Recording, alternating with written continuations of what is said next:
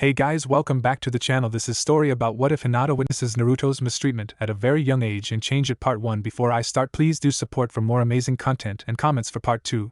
Do consider to subscribe my channel and share my video to your friends and check out the description as well. Let's start the video. CRACK. SHEU. Blue-red eyes widened in alarm and their owner rapidly backpedaled on all fours, away from the falling branch. Dirty nails clutched at the trunk of the tree as a huge bough tumbled through the branches above him. The creature ducked his head, hunkered against the rough tree bark as the falling branch passed him and hit the ground. CR thunk. A moment of silence, then the bright red ring blue eyes slitted open and a small figure crept forwards, still on all fours, cautiously curious. He scowled and tipped his head back, quickly finding the sheepish face above him. Sorry? The face offered, blonde hair hanging down around her face. The younger one on the lower branch scowled. You nearly killed me, he complained, the words unpracticed and choppy, as if he wasn't used to speaking. The accusation was ended with a squeaky growl. I didn't try to, his companion replied, swinging down to land on the lower branch next to the male. I thought it would hold. And there was a whole nest of eggs on it, too. She wrinkled her nose. Put out. I'm hungry, her companion whined. The female placed her arm around him, purring comfortingly in the back of her throat. I know, Narakit, she murmured. A quick whistle made the blonde pair glance around. A man with brown-black hair in his late 20s was standing at the base of the tree, cocking his head as he looked up at them curiously. The female in the tree broke into a smile. Miresu, she exclaimed, jumping down to land lightly beside him. He flinched back from her when she landed too close, but calmed quickly. Hello, Yujito, he said tolerantly. Why is the child still up there? He asked, gesturing the boy still suspended in the branches above them. Yujito scoffed. Oh, he's just pouting because I almost killed him again, she said flippantly. Nearly smashed him with a tree branch. Good thing he can dodge, Nebraska? This statement, of course, caused the boy to pout in true 7-year-old fashion, thus proving Yujito right. Miresu chuckled. Come on down, kid, he called. I have food. The boy's tan face lit up and in less time than it took to blink, he was next to the older male, impatiently pawing through Miresu's clothing for the promised food. Miresu flinched again and stepped back swiftly, a deceptively slim hand snapping out to fend off the blonde with surprising strength, shoving the young chest and sending him stumbling backwards a few steps. The kid pouted more. Miresu relaxed, his easy but guarded smile returning as he held up a pair of dead cottontails by their ears. Won't be cooked for a while, kid, he said. Unless you want them raw. The child looked like he was seriously considering it, but Yujito reached out and elbowed Miresu hard, taking the rabbits in the same movement. We're not eating them raw, she said firmly. Her eyes flicked to the youngest of the three. We are not animals, she added just as firmly. Then her tone lightened. Besides, raw meat is gross. Here, Naruto, chew on these until it's cooked. She held out a fistful of sweet berries, and the feral boy she'd called Naruto smiled and accepted them, sinking down to sit on the damp forest floor to eat them without a second thought.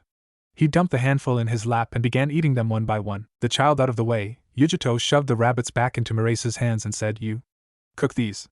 Hurry up, we're hungry. She sat down next to the blonde child, draping one arm around his shoulders. Humming a little, she tapped his right shoulder with her hand as it rested there, and he looked at the limb, his attention attracted by the gesture. Quick as a flash, while Naruto was looking the wrong way, Yujito stole some of the berries from his lap and shoved them into her mouth in time to block an instant attack from the brat in question. Falls for it every time, she chortled, fingers working to disengage his teeth and claws from her arm. I hate you, Naruto shouted without meaning it, letting her go. You do not, kid, Yujito said tolerantly, ruffling his shaggy golden hair, seemingly unperturbed by the puncture wounds on her arm. He scowled at her, before breaking out of it to smile. His hand went to reach for another of the bright red berries that had already stained his lap and mouth, but it changed its mind at the last minute and instead shot up to tug at the collar encircling his neck. About an inch in width, the collar was a thick metal circle that lay snug against the child's throat. It was sticky and uncomfortable in the summer and a band of ice in the winter, but always causing some form of discomfort. The smooth band had no buckle or seam, nothing to betray how it had gotten there in the first place. A small ring fixed to the metal was the only thing that marred the smooth object. A length of grubby, frayed rope was secured to the ring, too firmly for Naruto to untie, about 30 centimeters long. The end was scraggly and hardened, it looked like it had been gnawed through. Yujito watched him tug at the annoying object irritably, her hand snaking up to touch her own neck. She had an identical collar there. They all did. Miresu chose that moment to thud down beside the blondes. He smiled and held out a pair of slightly blackened caton rabbits. Cooked, he exclaimed proudly. Naruto instantly abandoned tugging fruitlessly at his collar and visibly lit up as he reached for food. As it turned out, cooked was a bit of a stretch. Burned on the outside and all but raw on the inside, the three companions ate quickly without complaining. Miresu was never particularly gifted at katon jutsu, and he'd had scarce opportunity to practice it since he was 9. None of them really cared, though. They all ended up fed. A few minutes of silence later, the rabbits had disappeared, and 3 happy companions sat side by side on the ground. Naruto was chewing on some limb that no one really wanted to think too hard about, and Yujito was occupying herself by running her fingers through his blonde hair, working tangles out of it. Miresu was dozing, tired after their adventure last night. He slipped to the side a little as he nodded, sleep closing in on him. Then, in a heartbeat, he had sat straight up, instantly wide awake. Yujito had snatched her hands back and was staring with wide brown eyes, and Naruto froze mid-chew. The sound that had affected them also echoed through the trees again, a quavering, high-pitched note that sounded like a mixture between a whistle and a bugle cry. This time, it had the opposite effect on the 3 sitting together as they burst into motion, leaping to their feet and looking at each other with panicked expressions. The youngest one, Naruto, made as if to move towards the sound, but he was grabbed by both his older companions. The eldest 2 exchanged grim looks before gathering together and racing away through the trees, away from the noise, dragging their confused charge with them. A sharp whistle rent the air as the sound came again, and a voice echoed after them. "Hey! Here, boys, girl! Time to come home now! Wee!" He whistled again. "Come on, where are you?" Naruto stumbled and fell when he heard how close behind them their pursuers were, confusion dancing through his eyes. Miresu grabbed the back of his shirt and hauled him back to his feet, pushing him to urge him to continue running. The bugle sound came again, and then another voice said, "They probably can't hear us. But look at these tracks, they can't be far," protested the first voice. "Go left," hissed Miresu, taking up the rear. "There's a stream." The trio swerved to the left, sprinting through the trees as quickly as they could while leaving as little evidence of their passing as possible. Yujito led, pushing branches aside, and Miresu ensured that Naruto followed close behind her. The pursuers' voices were calling again. "Here, boys. Here, girl. Wee! Where are you? Aren't you hungry? Come on home, have some dinner." Yujito grunted as she splashed into an icy stream and began to forge her way upstream. "Follow me and keep up," she hissed over her shoulder. The strange whistle-bugle noise sounded again. Naruto stumbled over a slippery rock, his head slipping under the water for a brief moment before Miresu's slender but strong arms hoisted him back above the surface, setting him back on his feet and shoving him forwards. Yujito reached back and grabbed the boy's wrist, hauling him after her even as Miresu slipped himself and was swept backwards. Blue eyes watched fearfully over a caramel shoulder as Naruto and Yujito clambered out of the stream, the female helping out the boy who was 11 years her junior. "Don't look back," she hissed, tugging his wrist as Miresu caught up with them, shaking water out of his ears. "Just run." "Where are we going?" Miresu asked from behind. Yujito hesitated briefly before replying. "There are some caves up in the hills. I saw them when we were looking for food earlier. If we hide in them until the handlers are gone." "Lead the way," the eldest one cut in, a hand already pushing Naruto to start him moving. Yujito took off again at a run. "It's okay, little ones." The second pursuer was shouting now too. "Come on out, it's okay. It's just us. You know us, remember? Come on, there's no need to be afraid." Apparently the trio in question did not feel this to be true.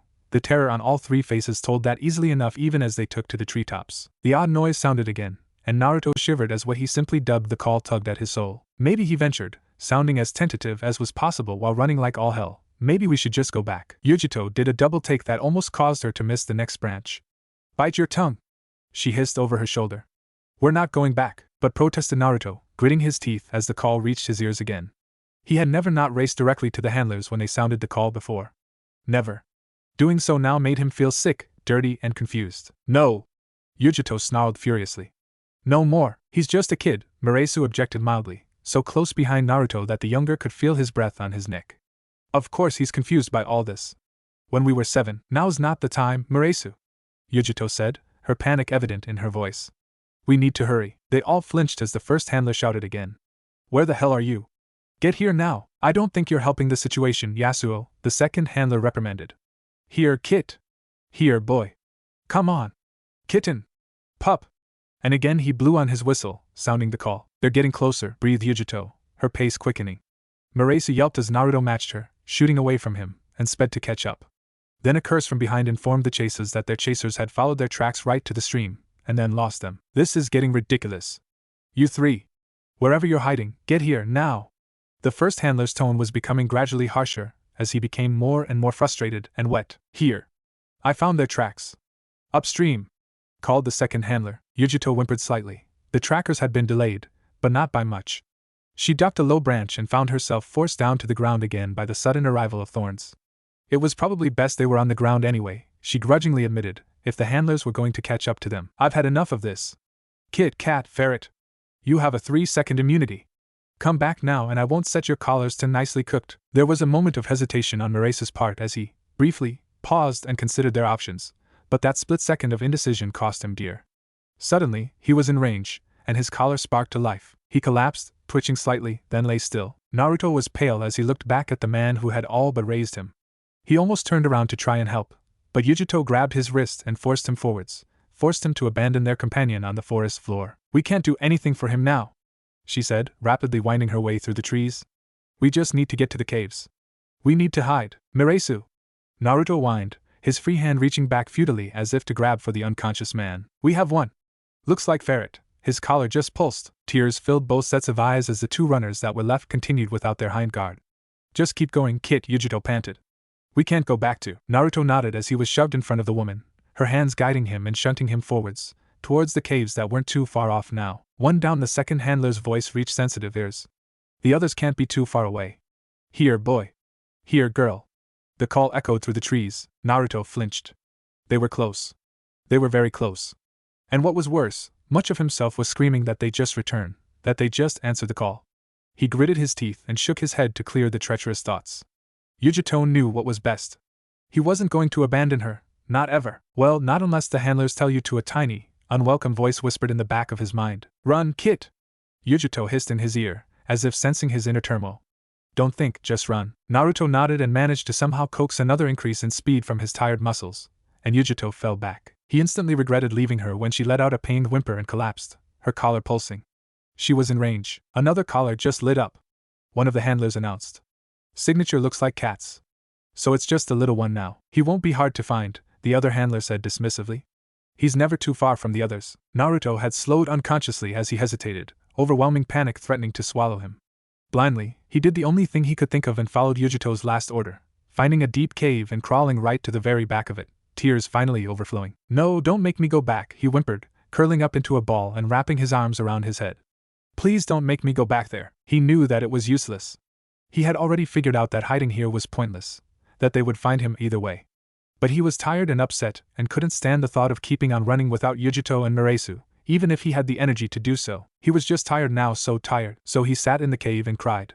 Cried as he heard heavy feet crunch the gravel and leaf litter outside. Cried as the sunlight at the front of the cave was cut off as a person stooped to look in. Cried as that person then turned to his partner and said, "He looks okay.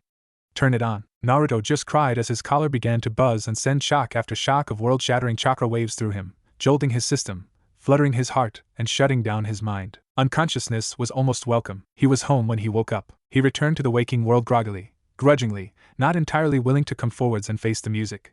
His head pounded furiously with the worst sort of headache, his chest ached terribly, and he felt sick to his stomach, side effects of the chakra surge. He let out a pitiful moan as he tried to move a little, feeling the world spin around him as he did so. "He's awake," a familiar voice said, and Naruto managed to crack open his eyes in time to see one of his handlers, Tamashine, lean over him, pressing two firm but not rough or cruel fingers under his collar to check his pulse. "Looks to be fine." "Good," said a second voice, and Naruto felt his heart plummet. He turned his head a little, just enough to see the man who had spoken, Makoto-sama. "Master." He was sitting on a comfortable chair beside a table, watching the collared blonde closely. They were indoors, in one of the few rooms Naruto had ever been allowed to enter. Naruto shifted on the cold stone floor and whimpered as Tamashine reached to steady him and accidentally pressed a painful bruise. He didn't even try to maintain eye contact with Makoto-sama, instead dropping his gaze away submissively. Makoto-sama set his cup carefully down on the table and leant forwards, elbows resting on knees and his hands clasped together before him. "Come," he said firmly. There was no question as to whom he was talking to. Naruto forced down the ill feeling running through him and sat up, shaking his head to clear it, then scooted the 6 feet to Makoto-sama and readjusted his posture so he was kneeling respectfully, head bowed and hands splayed on the stone tile floor under him to help keep his balance. Makoto-sama allowed him a moment, waiting until the blonde child was settled and still, testing his obedience for a few long seconds before he said, "What were you doing?" Naruto bit his lip but didn't reply. His eyes were fixed on the stone floor, but he still knew that Makoto-sama was leaning forwards, watching him. "I am very disappointed in you," he said softly. "You know the rules. You know you must stay in your cage unless a human lets you out. So why did you leave?" Still, Naruto didn't respond. He kept his eyes down, and his body still, almost praying that the whole situation would just dissolve. "Who was it, Kit?" Master was pressing. "I know this wasn't your idea. You're a good pet. I know it wasn't you. Which one was it?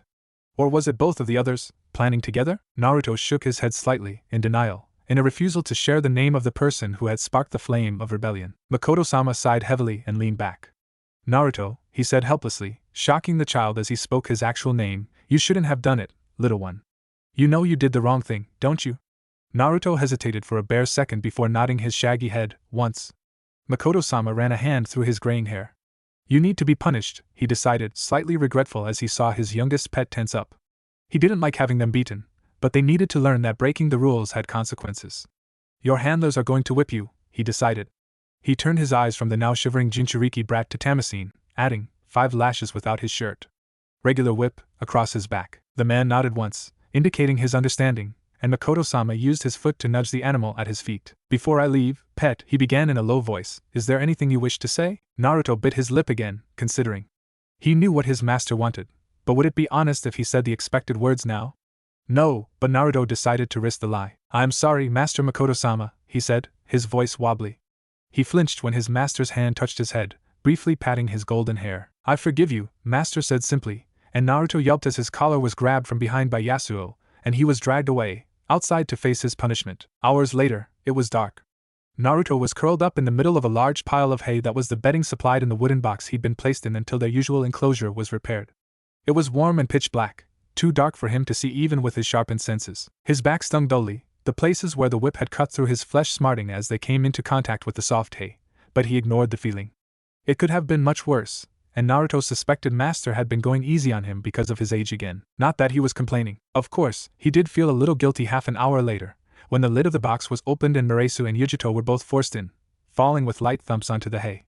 He could smell blood on the both of them, and he hesitantly dug himself out of the little hole he'd made in the hay, scrambling closer. You okay, Naruto? Was Yujito's first comment. Naruto nodded, even though she couldn't see it. Yes, he said simply. Suddenly 5 crossed my back with a normal whip. You. He felt her wince as she hugged him gingerly. 20, she admitted. Back. 9 tails. I think Master figured out I was the one behind the whole thing. Naruto made a sympathetic noise and then an inquiring one. I'm fine. Miresu? 15, he replied without further prompting. Wet whip. Chest. That got twin squeaks of helpless empathy from both his companions. Burying himself in hay again and settling between his 2 packmates, Naruto couldn't help but wonder why exactly the older 2 continued to defy their owner. It didn't seem fair. He wanted to be a good pet and obey, but for some reason they, both of them, seemed totally unable to accept their station in life. Maybe it's because they feel human, Naruto mused to himself, a little shocked himself at his outrageous thoughts. But it's true. I know they don't feel like they're animals like a dog or a fox but then, does a dog or a fox or a cat or a bird think it is below a human either? Probably not. But they can't accept them as undisputed masters. Maybe it's because we look like humans? That might be it. Naruto shook his head, trying to knock the thought away. I can't be thinking like this. I'll get in trouble, he fretted childishly, and as if on cue, his back started throbbing worse than before. I just need to stop and sleep now. Yes. That's it. Sleep. Closing his eyes in determination, Naruto tried to force his brain into shutting down. But try as he might, he couldn't drop off. Worse, he couldn't stop the little voice in his mind that whispered over and over to him. But Miresu and Yujito say we're human. Naruto opened his eyes, blinking sleepily for a moment before stretching like a cat, his hand bumping Yujito where she was curled into a ball a little way away from him. Rubbing at his left eye, Naruto stood up and, brushing hay off his shoulder, slipped out of the doorless shelter and into the more open area of the Jinchuriki enclosure, where only bars separated him from the sky and courtyard where the cage was situated. Well, bars and a chakra barrier that would automatically activate his collar if he attempted to escape, or even touch the bars. The strong silver chain attached to his collar jingled slightly as he walked, stumbling now and again as he tried to wake up. The chain was long enough for him to easily reach any area of the enclosure, so it didn't bother him, and the other end was fixed to an iron ring set in the center of the concrete floor of the cage. Shaking his head, Naruto reached out and unhurriedly swung himself up the tree that was growing in one corner of their cage, climbing with graceful ease until he was crouching cautiously a foot below the overhead bars to peer up and into the distance. From this position, he could see right over the boundary wall of Master's property and into the outside world. It was a habit to check every morning what kind of day it was out there. Today, it looked fine, with achingly blue skies and a hot, dry heat. Like an oven. Naruto's blue and red eyes watched a flock of birds take off from the trees and settle by the river a little way away, wishing he could dive into the icy waters as well. It was hot. Fox. Naruto turned his head around, looking down at the ground to see Tamashine just outside the cage. The man gestured for him, calling, "Come here, boy." Obediently, Naruto dropped to the ground, a hand reaching up to tug at his sweaty collar irritably. Tamashine entered the cage and was in the process of tipping the Jinchuriki's morning meal into the dish provided for food, shaking his bucket to be sure all the fruit and bran had been dislodged. He stood back as Naruto promptly plopped down next to the food and began to eat, watching him thoughtfully. "Where are the others?" he asked. Naruto glanced at him. "Sleep," he said, his mouth full and his hands sorting through the various bits of fruit he'd been given. "They're tired. Had a fight last night." "Yes, we heard," Tamashine agreed, sighing. "Damn animals, can't get along, screaming and brawling at 1 a. And make sure you leave food for them, too. Today Makoto-sama wants you, Blondie." Naruto stopped chewing, his left hand resting on a piece of grapefruit, and his right holding a chewed slice of rock melon as he blinked uncomprehendingly at his handler. Tamashine didn't elaborate. He didn't see the point. Smart these animals may be, but there was still no point in explaining complex concepts like the fact that Makoto wanted to test his youngest pet today by running him alone without the others to help him, and instead left, locking the cage securely behind him. It had been approximately 8 years since the escape attempt when the three of them had gotten right up into the mountain ridges. In that time, Makoto had focused on training the youngest one, seeing that the elder two would never truly be the submissive, obedient pets he wanted. The handlers, Tamashine and Yasuo, both agreed that it was probably because they had been acquired when they were 6 and 9 respectively, and as such had already learned habits of disobedience and defiance. The youngest one, he'd been bought when he was an infant, so their chance of properly training him was significantly increased. Several hours after Tamashine had fed the creatures, Makoto gave the order for Yasuo to fetch his favorite little pet, waiting patiently in the stone antechamber that was the single room of his house the animals were allowed to enter for him to be brought in. Naruto looked understandably nervous, and more than a little curious, as he trailed behind his handler unquestioningly. Makoto noted that he'd gotten quite tall, and made a mental note to update the fox's profile as the mammal in question knelt before him. "Naruto," Makoto said, indicating to his pet that he wasn't in trouble through the use of his name, a name he alone of all humans called him by. "I've got a special task for you today. Yesterday, a thief broke into my home and stole from me a set of highly valuable scrolls containing a unique and priceless series of diary entries by the Shodai Kazekage, telling of the creation of Suna.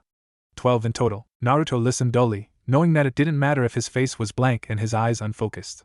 He knew that these scrolls were one part of a much larger hoard of unique and priceless artifacts his master possessed, and that chances were the man had never even read them. He was a collector, not a scholar or historian. Makoto-sama was a man who loved to own all things rare, the rarer the better. Naruto was living proof of it. "Pet," Makoto-sama said in a voice that made Naruto snap to attention, even kneeling on the ground as he was. "Your task is to retrieve these scrolls and bring them back to me. This will be your first task all alone, but I have faith in you. It doesn't matter how long you take to find him, but I expect you back within a month." Naruto blinked slowly, repeating the words to himself. He was being sent out alone. His shoulders twitched in a slight shrug. It's not like the handlers did anything anyway except watch him when they accompanied him. And this way, he wouldn't have to wait for them to rest and recover whenever they got winded, which happened maddeningly frequently. "Do you understand what I am asking you to do?" Makoto-sama asked seriously. Naruto dipped his head. "Yes, master," he said in a low voice. Makoto-sama nodded. "Good. Go now. I will see you when you return." Naruto nodded and his eyes flicked to Yasuo, who gestured him to follow. He didn't stand, opting instead to crawl after his handler on all fours until he reached the door. Once out of sight of his master, he was able to scramble to his feet and trotted to keep up with the human. "Come, Naruto," Yasuo snapped over his shoulder, and Naruto followed him across the courtyard to an alcove opposite his cage where a table was set up. On it, a strip of bloody cloth was folded, and Yasuo lifted it gingerly, unceremoniously shoving it into Naruto's face. The blonde flinched a little, but didn't back off, allowing the scent of a stranger's blood fill his nose. "The thief was hurt by the guards during his escape," Yasuo told him. "This is his blood. Find him and bring back Master's property. Bring back the scrolls with Master's scent." "Master's scent," Naruto repeated in a monotone, breathing in the smell of the thief deeply to be sure he remembered it. He felt that familiar fire that used to be occasional but now lurked forever just beneath his skin begin to buzz with electricity. As he grew excited, the smell of blood and the promise of a chase stirring his heart with some almost frightening instinct. Lifting his head, he caught a whiff of the scent on the wind and made to follow it, preparing to knock down the stone wall in the way, when fingers hooked through his collar and restrained him. Naruto whined, turning confused eyes to his handler, who had grabbed him, struggling slightly against him. Yasuo looked resigned as he dragged the hyped half-demon to the gates and shoved him outside, repeating the order. "Track. Bring back Master's scent." And Naruto was gone, chasing the ever-so-faint and fast-fading smell of the person who had broken into his master's home. The thought of disobedience didn't even cross his mind as he dipped his head and breathed in that scent again. He was too well trained for that. It didn't even occur to him that he could run away and have a whole month to vanish before they even thought about looking for him. If it had, he would have brushed it aside as crazy talk. Right now, his entire focus was that smell, and the coiled lengths of paper he was to retrieve. Tanaka sighed in relief as he splashed water onto his sweaty face. He'd been running for the last 14 hours with only short breaks to catch his breath, and so far it seemed as if he'd gotten away. Sinking down to sit next to the cool, running water, Rin reached for his pack and pulled it open. There, sitting innocently in the top of his bag, were 12 scrolls easily worth enough to buy a town and everything in it, people included. Carefully, he wrapped the 12 of them in a length of soft leather and stowed them at the very bottom of the pack, then reaching for his canteen and refilling it from the stream. With a groan, he stretched a kink out of his back and dug in his pack for his hitai, tying it in place when he found it. Suna's hourglass symbol glinted dully in the light, and Rin flopped backwards, lying on the mossy ground and panting, trying to recover. He hated A-ranks, he decided. Really, he should have just turned this one down. Recovering scrolls stolen from Suna more than 20 years ago. That's just asking for blood, sweat and tears. Speaking of, Rin checked the bandaging on his arm. No, the wound was fine. It was a shallow one, and he wasn't too worried about it. In fact, his pride was hurt more than his arm. Buddy civilian guards, pulling a fast one on a jounin. Oh, the shame. Deciding that, if asked, he'd say he was wounded by a swarm of S-ranked Nuknin guarding the fortress that he'd had to storm. Rin took another few minutes just to relax and take a break before he sat up and pulled out his map, looking it over. He'd been ordered to be sure that no one knew he'd come from Suna, which is why he'd run straight for Konoha when he made his escape. Serves the tree huggers right. But it was fairly obvious that he wasn't being chased. If he was, the search party had been sent too late. Rin may be many things, but he was excellent at disappearing. No shinobi could possibly track him this far, which meant, in a nutshell, he could go home. Mission success. Rin bent over the map, trying to figure out which direction he needed to go in. If he was just on the border of fire and tea country, then he needed to go, there we go. Grinning, he tucked the map into his pocket for when he, inevitably, got lost and stood up, swinging his pack onto his back and jumping over the stream, setting off at a calm pace, not too hurried but not a dawdle either. He was ready to get back. Kobayashi Toshi was a patient man. Well, not really. But he was a sarcastic one. Hey guys, you think we could go a little slower? I mean, we're practically breaking the sound barrier here, he drawled. They'd been meandering along at a sedate walk for the last hour. His temporary teammate Hyuga Niji glared at him. I have a stomach wound, Toshi. He snarled. And we're not needed anywhere. So why hurry? Toshi shrugged. Mostly because I'm bored, he admitted. Besides, Sensei said that once I get back from this mission, he'll teach me Shunshin no Jutsu. If he's so eager to teach you, why did he insist your team get split up and all sent on different missions? Their female companion, a girl named Tenten, asked curiously. Toshi shrugged one shoulder. I think he's sick of the blood. Sasuke and I got into this huge fight before we got split, blood flying and everything. And all because I said one little thing about his brother. A long-suffering sigh. Was that one little thing designed to insult or upset Sasuke-san, tailored to cause him to lose control in the way you are so good at, Toshi? Niji asked pointedly. Toshi smirked. Maybe. Anyway, Kaka-sensei said we needed some cooling-off time, and so here we are. What's your story? We volunteered, Niji deadpanned.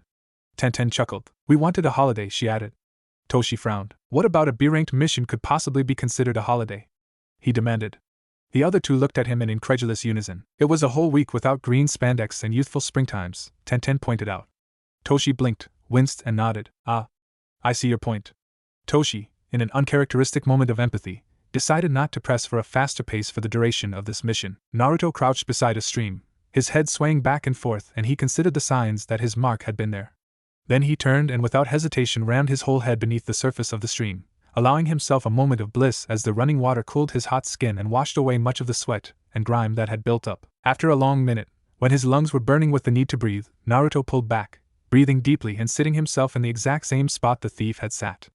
He'd sat here for a long time, too long for someone who was running away. Naruto could tell by the strength of the scent concentrated in this one spot that this man had lingered for well over an hour. Cupping his hands, he filled them with water from the stream and lifted them to his lips, drinking quickly to quench his thirst.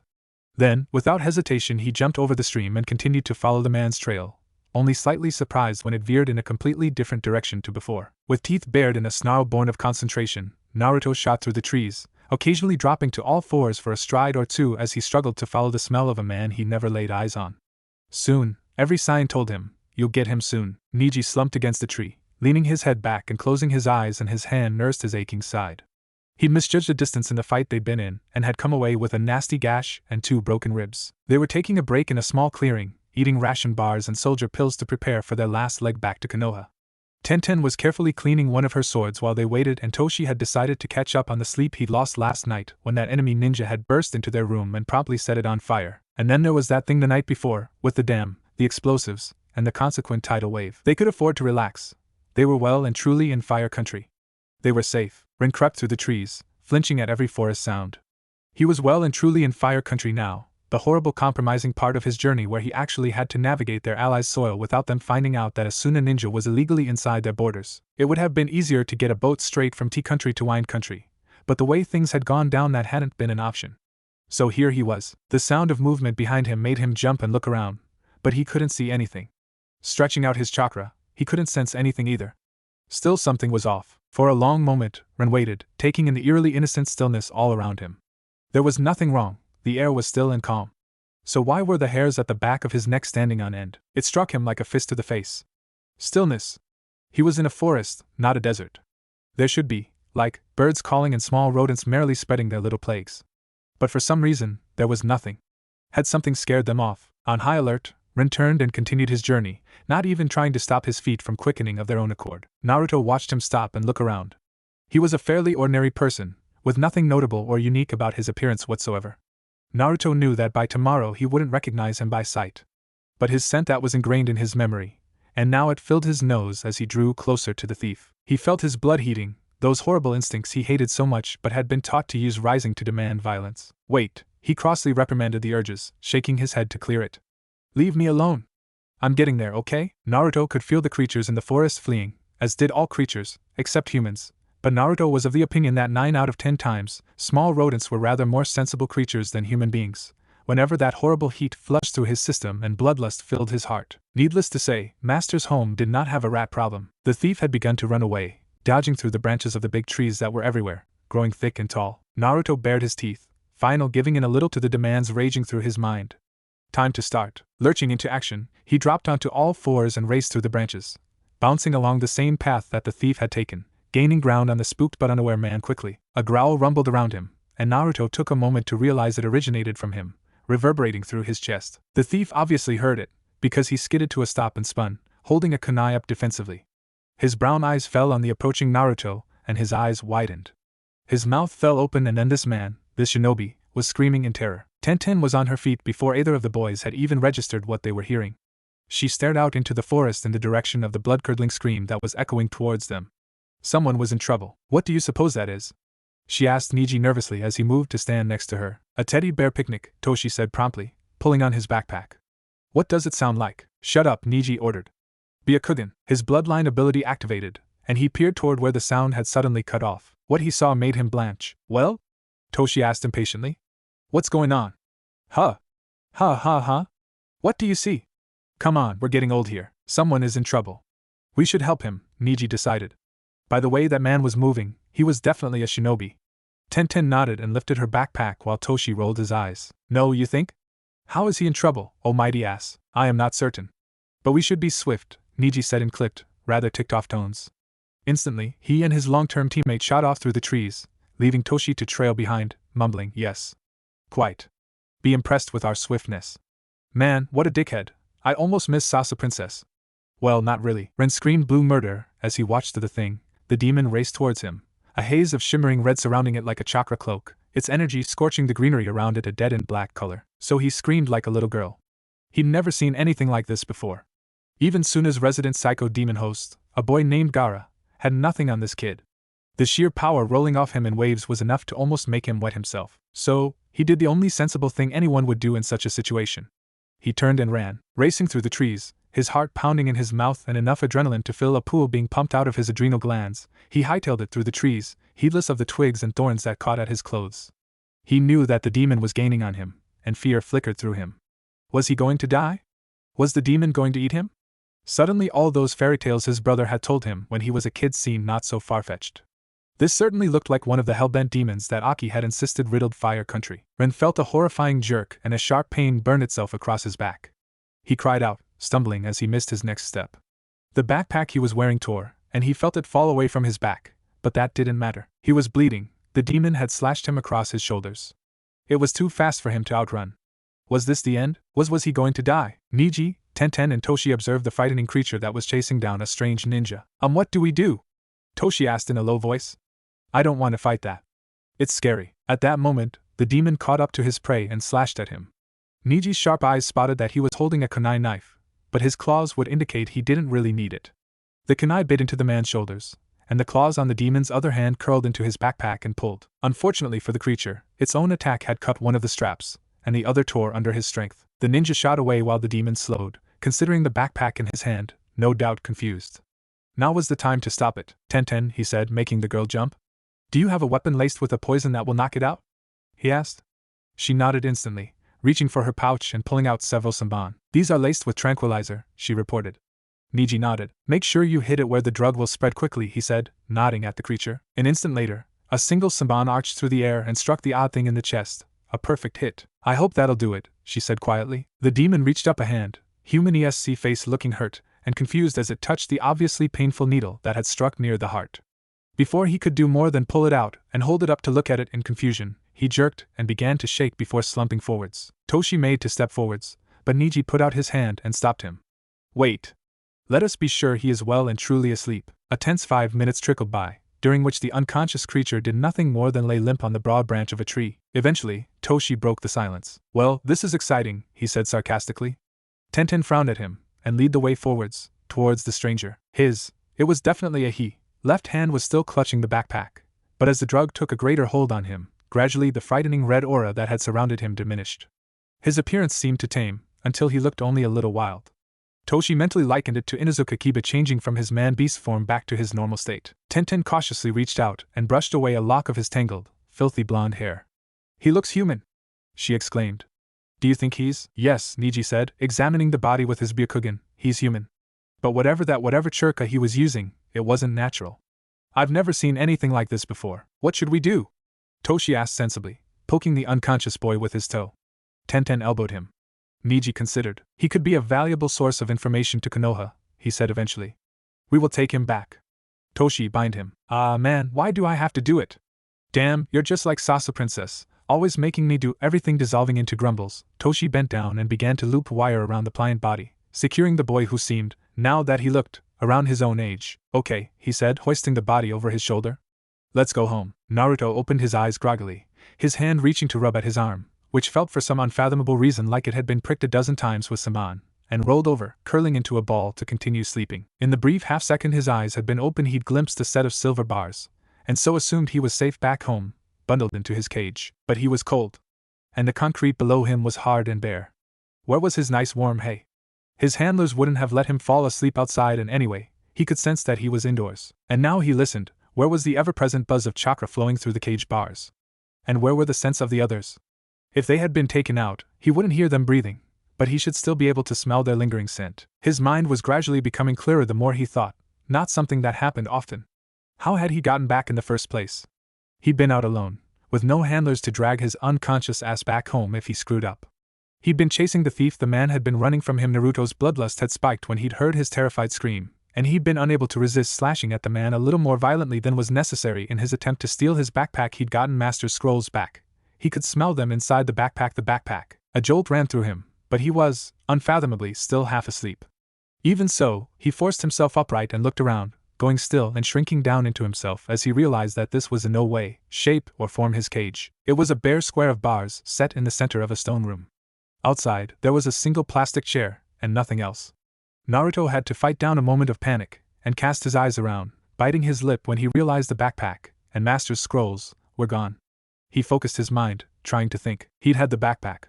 Then, there was a sharp pain in his chest, right near his heart, and he looked down to find a samban sticking out of his shirt. He'd yanked it out and suddenly began to feel really dizzy, and then, next thing he knew, he was here. A sudden suspicion struck him, and Naruto looked down at his itchy sore right arm. A half-dozen red puncture wounds dotted his limb, obviously from the same sort of weapon. Most of them were almost healed, but there was one that looked fresh. Clearly it had been made less than half an hour ago. His suspicions were confirmed as he dipped his head and licked the most recent wound, tasting traces of bitterness as he did so. He'd been drugged. But by who, and for what purpose? He jerked his head up as his sharp ears caught the sound of voices outside the door, murmuring to each other. They were unfamiliar to him, and he felt his heart begin to pound with just a touch of fear as he tuned into the conversation taking place just outside the shut wooden door. Is waking up, a female voice said. He given 3 times recommended dose tranquilizer, a male voice responded. Naruto could only hear bits and pieces of their sentences, but he managed to deduce that they were talking about him. Going to do with him? We're talk, see if he's. Do think it's really. I know. We'll see. Naruto jumped violently as the door crashed open and a male and female human entered the room.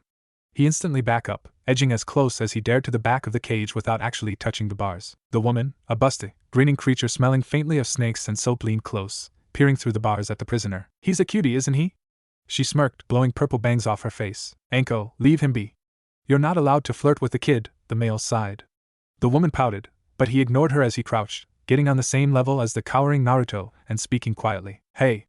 It's okay, don't be frightened. I'm sorry, we didn't expect you to wake up so soon. Someone is fetching you something to eat now. Do you know where you are? Naruto shook his head, eyes darting between the man and the floor so as not to offend the human. You're in Konoha. I'm Marino Ibiki, and you've been put in one of our interrogation rooms for the time being. Sorry about this, but can't be too careful. Naruto frowned a little. He wasn't sure what exactly the strange man was apologizing about, and thought maybe it could be the tranquilizer. Then again, who knew? Humans were weird. What's your name? The man was saying. Naruto tilted his head and looked him straight in the eye for the first time, and Ibiki found himself pinned with the red ring blue gaze. Naruto, the child said eventually, breaking eye contact. Ibiki caught himself before he could sigh in relief, then froze as the name registered. Naru, he choked, shocked despite the suspicion he'd already had. The ANBU he'd sent to fetch food chose that moment to arrive, and Ibiki latched onto the distraction to give his brain time to adjust. Here, he said, placing a bowl of hot stew and a piece of buttered bread on the floor inside the cage by reaching through the bars. It wasn't the best meal, but it would do. He backed away, and Naruto cautiously moved forwards, but frowned and didn't so much as touch the food when he saw what it was. He once again tipped up his head to look Ibiki dead in the eyes. What do I do with this? He asked flatly. Ibiki raised an eyebrow. It's food, he pointed out. Naruto sighed. Yes, I know. It's human food. So what do you want me to do with it? The question was delivered in a slightly irritated tone. Ibiki felt his heart freeze for a moment. Surely the kid didn't eat like a demon, right? What do you mean, human food? He asked. What do you usually eat? Isn't it something like this? Naruto shook his head. He was getting annoyed. Why was this human taunting him? It made no sense. It's human food, meaning it is food for humans, he said sulkily, knowing that it wasn't worth his hide to growl. I'm not allowed to. I don't eat human food. I'm a Jinchuriki. Ibiki hesitated.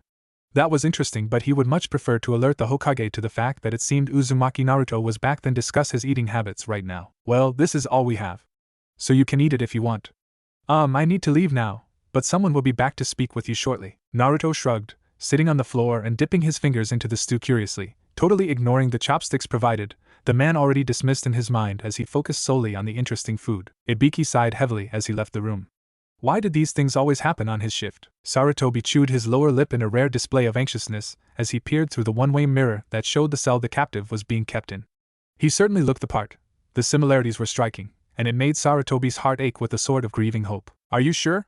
He asked in a low voice, not taking his eyes off the boy who was sitting in the center of the cage that was built into the cell, happily making a game of his empty stew bowl and bread plate, and making not even the slightest attempt to examine his prison, much less escape. Yes, sir, Ibiki, standing beside him, said instantly.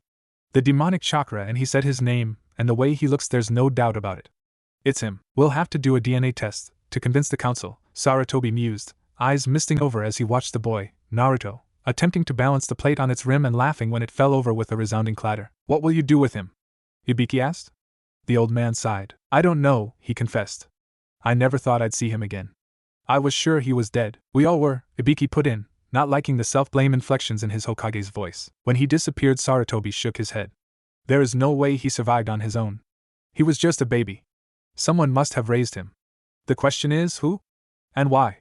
And why has he returned home now? Sir, I think you should see something, Ibiki said, rummaging through a sheaf of papers until he found a photograph that had been taken of the child when he was brought in earlier. I don't believe he was raised, per se. Look here. With his finger, he tapped the picture before handing it over to the suddenly still Hokage. A collar? The Sandai murmured, his voice not betraying the horror he felt. Ibiki nodded. Also, when I offered him food, he didn't even entertain the idea of eating it because I quote, it's human food. When questioned, he told me that he was a Jinchuriki and didn't eat human food. I'm sure he was going to say he wasn't allowed to before he cut himself off. Sarutobi closed his eyes, a wave of sorrow sweeping over his old heart. Minato, what have they done to your son? What was he doing when he was captured? He asked out loud. The Chunin who reported told me he had been chasing an as of yet unidentified shinobi. They told me the same, Ibiki reported. Apparently, he'd stolen this when they managed to sedate him. He lifted a shredded backpack from a nearby wooden table and held it out to the Hokage. Sarutobi swept his eyes over it and sighed. All right. I'll speak to him. I want you to have a team go over that pack, in case he was after it and not the shinobi. And tell Enko that she's not allowed near him. I think he's been through enough already without having to suffer her. Hi, Hokage-sama, Ibiki said, smiling slightly. Sarutobi took a deep breath and opened the door leading into the cell. The child in the cage looked up and the Sandaime was suddenly struck by the color of bright blue eyes encircled by red, and his gut clenched. Kyubi, that sort of change could only be caused by the demon. Even now, Sarutobi could sense traces of that dreadful chakra he hated and feared so much, tainting the boy's familiar natural chakra that was so much like his father's. In an instant, any lingering doubts Sarutobi had disappeared. This could only be the child he had lost so long ago. Naruto? He said quietly, coming closer and sitting in the plastic chair just outside the cage. Naruto watched him carefully, but his eyes had dropped so that he was staring at the old man's chest rather than looking him directly in the eye. The plate he managed to balance wobbled and fell with a resounding clatter. He didn't move. Sarutobi decided to move on. My name is Sarutobi. I am the Sandaime Hokage. Do you know what that means? Naruto shook his head wordlessly, now looking at his knees. It means I am the leader of this village, Konohagure. I don't suppose you remember me? Again, Naruto shook his head, not responding or even moving in any other way. Sarutobi sighed. I suppose not. You were very young last time you saw me, after all. Just a baby, really. A long pause, before Naruto finally said something. He spoke in a dull, almost sulky and definitely resigned voice as he said, I don't understand. What don't you understand? Sarutobi prompted. Naruto shrugged one shoulder. Why am I here? Where is Master? What do you want with me? Sarutobi leant forwards. Well, we don't know, he said, watching Naruto carefully. Who is this Master? Where does he live? Naruto frowned at the floor. Don't you know? He asked. Sarutobi was surprised. Should I? He asked cautiously. He blanched at the next, casually spoken words. Well, didn't you sell me to him? I take it you are my first master, if you are the leader of the Leaf Village. Sell you? The Sandaime repeated incredulously. Why would I? Naruto shrugged. My handlers told me that I was sold to Master when I was nearly 2, by a man from the place I was bred, he replied lightly, as if it was no big deal. Then again, Sarutobi reminded himself, it probably wasn't to the blonde. Bred? Naruto, what are you talking about? You weren't bred, you were Naruto, you are a child of Konoha, not some object to be sold. Sarutobi was horrified. Had Minato's son been raised as a slave this whole time? Naruto tipped his head up and met his gaze for a moment, eyes alight with amusement. You don't know much, do you, old man? I think you're confused. I am not one of you, not a human. I am a Jinchuriki. An animal. I'm a pet. Master's pet. As the words delivered in the most matter-of-fact tone imaginable washed over him, the Hokage's horror increased exponentially. What the hell has happened to this child? He shouted in his mind, frozen in his seat. The boy might have been saying his hair was blonde from his tone. Naruto watched the elderly human with concern. I hope he's not having a heart attack or something, he mused. I don't want him to die on me. That'd be a pain. Eventually, the stranger unstuck himself and leant forwards. Naruto the blonde could clearly hear the pain in his voice. You really believe that you are nothing more than an animal? Naruto sighed. This was going in ever-increasingly irritating circles. Is this some kind of a test, sir? He asked dryly. I know my place. What do you want with me? Did I stray into a forbidden zone? Or were you just rounding up a stray? I assure you, I was out with my master's full knowledge and permission. I was searching for something that belonged to him. Several of my shinobi saw you attack another man. Sarutobi managed to drag his mind back on track. Naruto nodded. Yes, I did. He was a thief, and I attacked him to relieve him of the stolen goods. I was then to return them to Master. Who is your master? The Sandaime almost choked on the word. Naruto hesitated, then reached up to touch the metal band circling his neck. ID's on my collar, he said. Sarutobi hesitated, then made a careful gesture with his hand, indicating for the child to come forwards. Naruto instantly obeyed, crawling towards the bars of the cage. Sarutobi noted he stopped well clear of them, at least 10 inches away, and turned so that he was sitting with his back to the old man. The Hokage leant forwards. Screwed to the collar, sitting neatly on the back of Naruto's neck, was a small rectangular plate on which words were carefully engraved. Sarutobi frowned and read them quickly. Property of Nakamura Makoto. Demon, nine-tailed fox, fire element. Sealed date of birth, October 10th, 1074. Gender, male. Origin, Konoha. Name, Naruto. Sarutobi sat back in his chair, horror and a broad measure of guilt rising up. Here was the precious son of his successor and friend, wearing a collar and name tag like an animal, proclaiming him the property of another man. And worse, he didn't seem to mind. For a moment, he closed his eyes and let the emotions rage through him.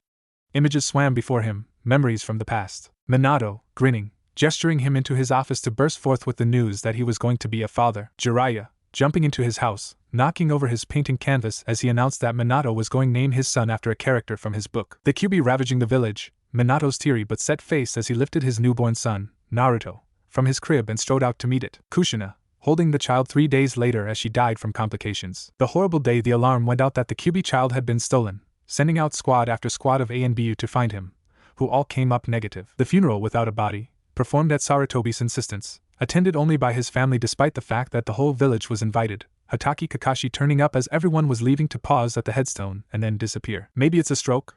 A voice cut through the swirling memories and Sarutobi opened his eyes to see Naruto kneeling, still a respectful distance from the bars of the cage, waving his hand to try and get his attention and talking steadily, seemingly to himself. Or it could be, like, a seizure or something. Come on, old man, don't be dead. That could be hard to explain. Don't be dead, don't be dead. Please, I'm not dead, Naruto, the Hokage was quick to assure him, but I think we have a problem. The blonde head tipped, and wide eyes looked at him questioningly before lowering passively. Sarutobi squashed the pain feeling at seeing such obvious submission and his mind quickly formulated the best strategy for keeping this child in Konoha, where he belonged. The Hokage had no intention of ever returning him to this Master Makoto. You see, you were not sold as an infant, you were stolen, Sarutobi said coolly. By a bounty hunter, and then, presumably sold on the black market. We have been searching for you for 13 years. As such, you are legally ours. Naruto looked confused, his brow furrowed as he tried to understand. What? He whined, shaking his head, that's crazy. Why can't master be master and that's that?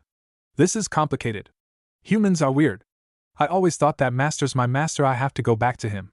I have to get the scrolls and bring them back. I have to. Sarutobi held up his hands placatingly. It will take us some time to sort this mess out, he said calmly. I tell you what, why don't we compromise? For now, you will stay here without complaint. Once a week, we will reward your compliance with one of the 12 scrolls you need. Once you have them all, we will escort you home. Naruto hesitated. Master said I had to be back in a month, he began uncertainly. Sarutobi twitched his shoulders. Well, we will see. In 4 weeks' time, I will review the situation. Are we agreed? Naruto paused briefly, considering, before nodded. Very well. I will serve you in return for master's possessions. Good. Sarutobi stood up. I will send someone to bring you to your new home shortly. I think I will put you with one of my jounin, and he can look after you for the duration of your stay. Sir? Naruto said cautiously, eyes down. Will this person be my handler? Trainer? Tamer? Whatever word you use here? Sarutobi nodded. That was obviously the only guardian-like role this deprived boy understood. Yes, child. I will see you soon. Until then. Highly disconcerted by the way Naruto instantly bowed low at the obvious dismissal, the old man left the room, meeting eyes with a horrified Ibiki. Find me Hatake Kakashi, he said flatly. At that exact moment, Hatake Kakashi was wondering what in 9 levels of hell was he thinking when he accepted this Genin, now Chunin, team. His left hand was planted on the chest of a straining Toshi, his right firmly grasping Sasuke's collar. Neither boy was paying a single iota of attention to their teacher as Sasuke snarled insults, and Toshi tried to get near enough to clock the Uchiha. Sakura, the third, and most controllable, member of the team, was sitting on the grass nearby, watching the three-way struggle with resigned boredom. It would appear your split us up and cool us off tactic didn't work, sensei, she commented.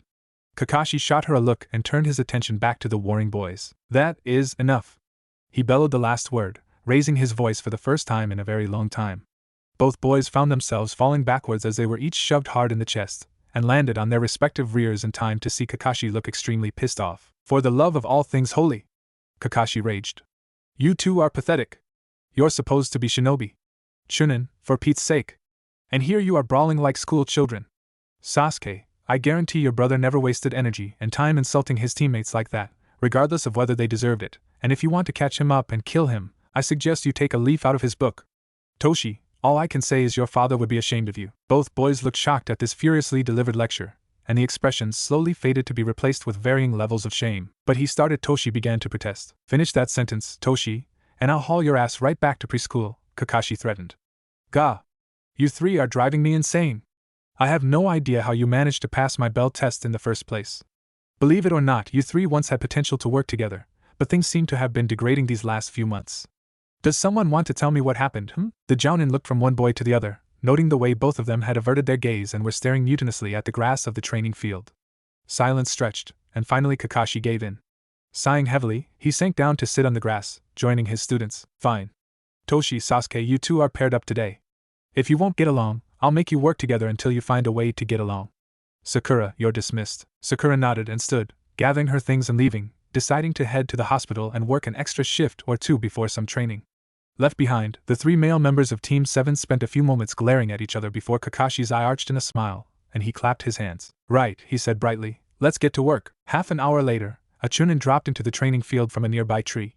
Kakashi-senpai, he said. Kinda busy, Kakashi said, blocking a clumsy blow from Sasuke and tripping Toshi, sending both teens tumbling to the ground and struggling to stand back up, a task made significantly harder by the fact that their left arms and right legs were bound together securely, leaving them back to back and peeved. It's important.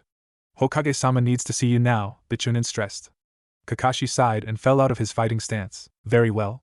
We'll pick this up tomorrow then. In the meantime, I suggest you two spend some time together. Talk. Bond.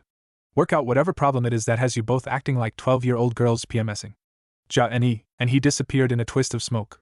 The Chunin hesitated, watching his cursing fellow Chunin for a moment, before offering a lame, see you, and ran. After a moment, both boys stopped struggling, and there was silence for a good 3 minutes. Damn, I hate sensei, Toshi grumbled. Sasuke grunted in agreement. Kakashi sat down hard.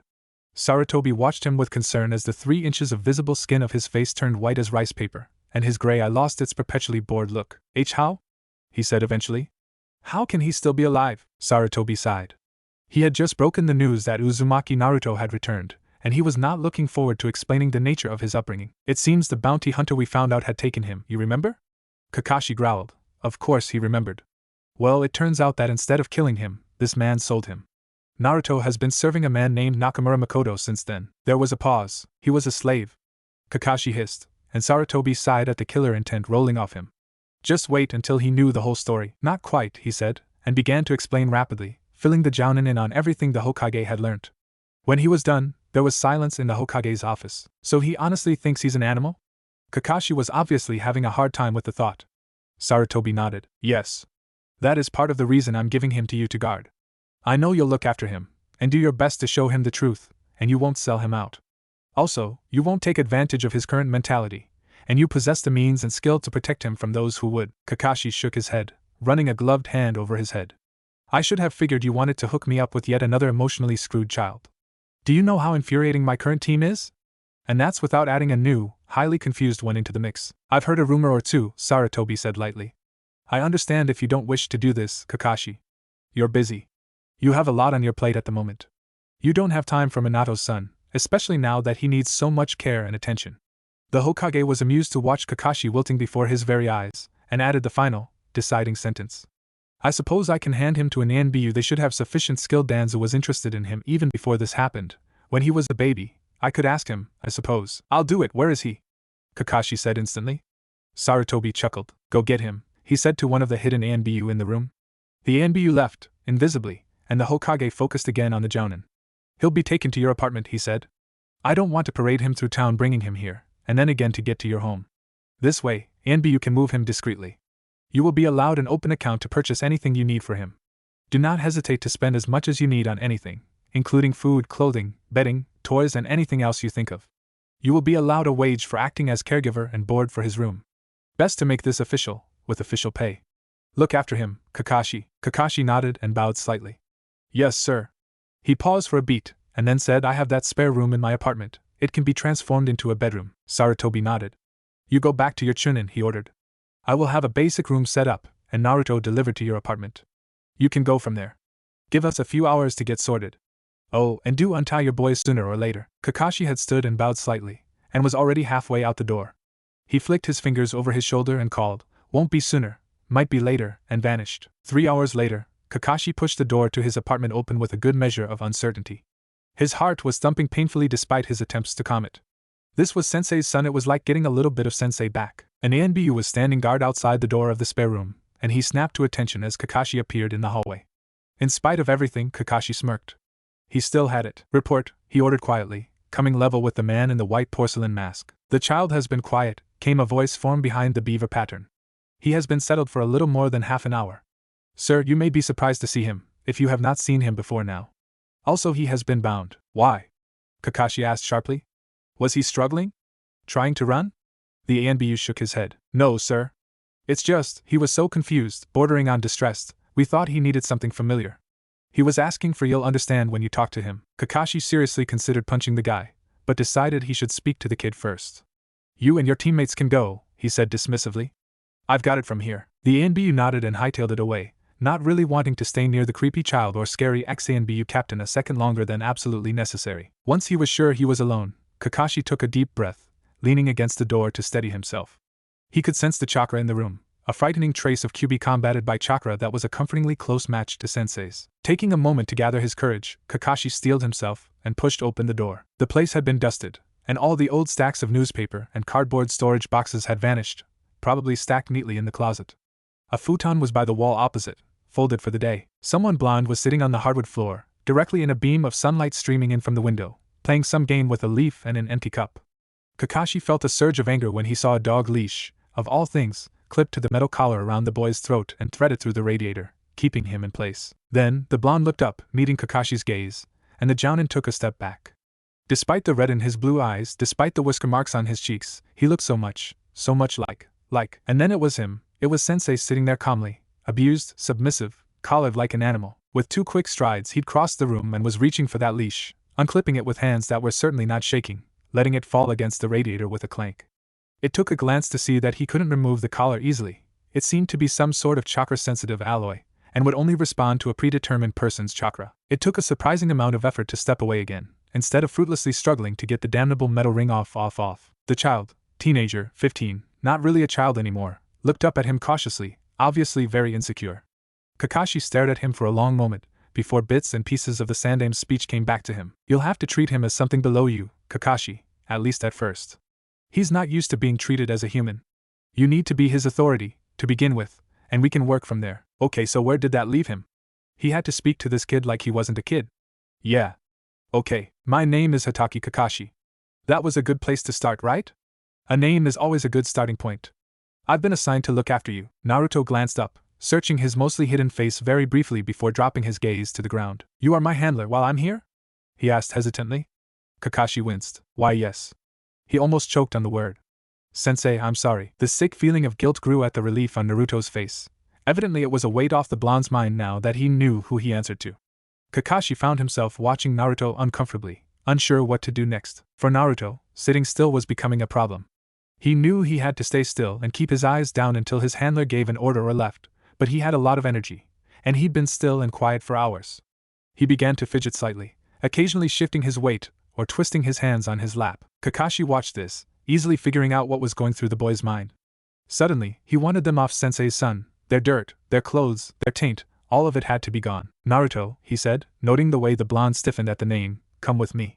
I want you to have a bath, and I'm going to find you some new clothes to wear. Naruto was frowning, as if he didn't quite understand, but he nodded and stood up obediently.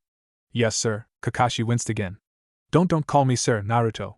Just call me Kakashi. Naruto's eyes flashed up to meet his for a split second, and Kakashi read the horrible confusion present there, before he looked down at his feet again and said cautiously, Yes, Kakashi, sir. Kakashi sighed. Come with me, he said, abandoning the fight for now. He hated the way Naruto fell and stepped behind him, exactly 3 paces back, and led him quickly to the bathroom, opening the door and gesturing him inside. Naruto entered carefully, looking around in wonder. What is this place?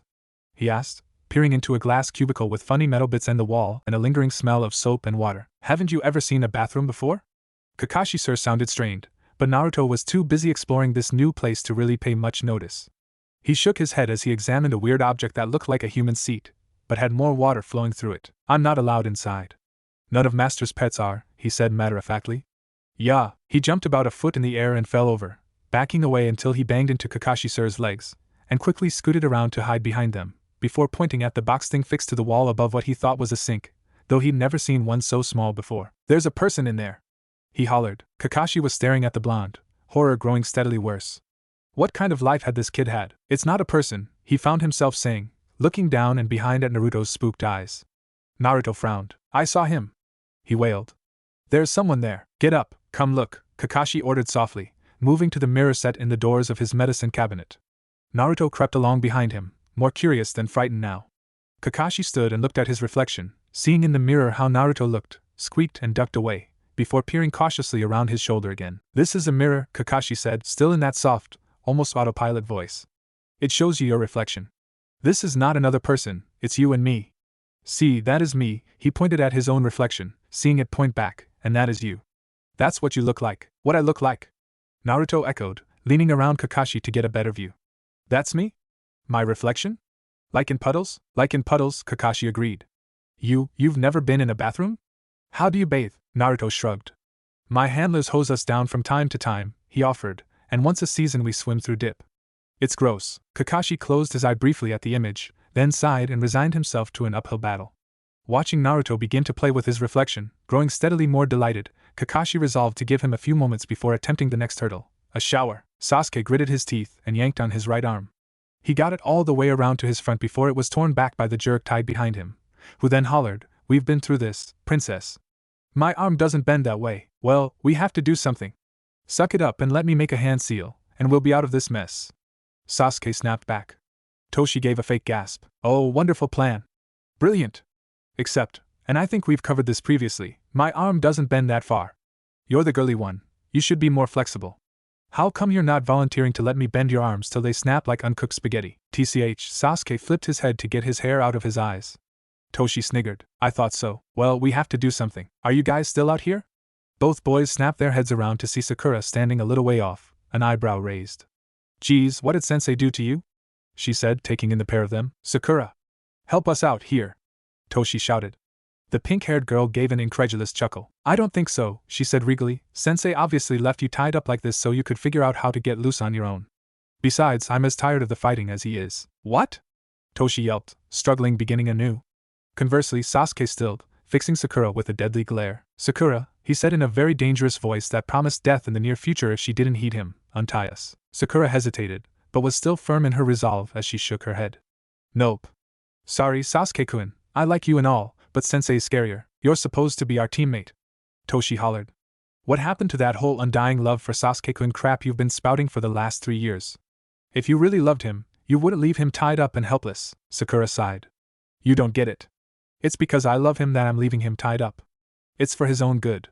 You two have to learn to get along." There was a moment's silence. Sasuke was thinking hard, not really minding the conversation about him going on as if he wasn't there. Then, inspiration hit him and he said in a serious, bewitching voice, "Sakura, let us free, and I'll take you out on a date." Toshi watched Sakura's resolve falter, and she hesitated, teetering on the edge. He crossed his fingers as best he could in his position, but his hopes were shattered a moment later when the pink-haired girl shook her head firmly and said, "Sorry, but Sensei's still scarier. And he said not to free you. I gotta go," and she left, before she could change her mind. There was a pause, and Toshi swore. "We're screwed, HN. I thought that would work," Sasuke admitted. Toshi barked out a laugh. "Sensei must have done a number on her, all right," he half laughed. Then he sobered. "So what are we going to do?" For a long moment, Sasuke considered. When he spoke, it was slow and deliberate, every word weighed carefully. "We both hate Sensei, yes?" Without a doubt, Toshi agreed instantly. Sasuke nodded, his black hair mixing with Toshi's fiery red curls. "I propose a truce," he said flatly. "At least until we kill Sensei." "We can't kill him," Toshi retorted. "He's better than us, and he has the support of, like, a billion ANBU. They'd cream us, we'll figure something out." The words were serious, but neither boy truly meant it, and both knew it. They neither hated nor wanted to kill Kakashi, but were not above some form of petty revenge, even if they had to cooperate to achieve it. Toshi grinned at the sky. "Then truce. Let's get out of this mess, then we'll decide what to do with our bastardized teacher. Can you reach my kunai pouch where you are?" A moment squirming, and then Sasuke grunted. "HN." 3 minutes of awkward contortions and 2 cut fingers later, the boys were free. "Yes," Toshi shouted, pumping a newly freed fist in the air. "I could kiss you, Sasa Princess. 'Cept, I don't know where you've been and I could catch something, and there are such things as taking collaboration too far, Sasuke chose to ignore his annoying teammate, instead stretching out his sore muscles. "I still say we kill him," he commented. Toshi stopped his celebrating and rolled his eyes. "Oh sure," he drawled. "Because that's not high treason. Oh, just a little kunai in the back, he'll hardly feel it." Toshi waved his hand, minding to match his dismissive voice.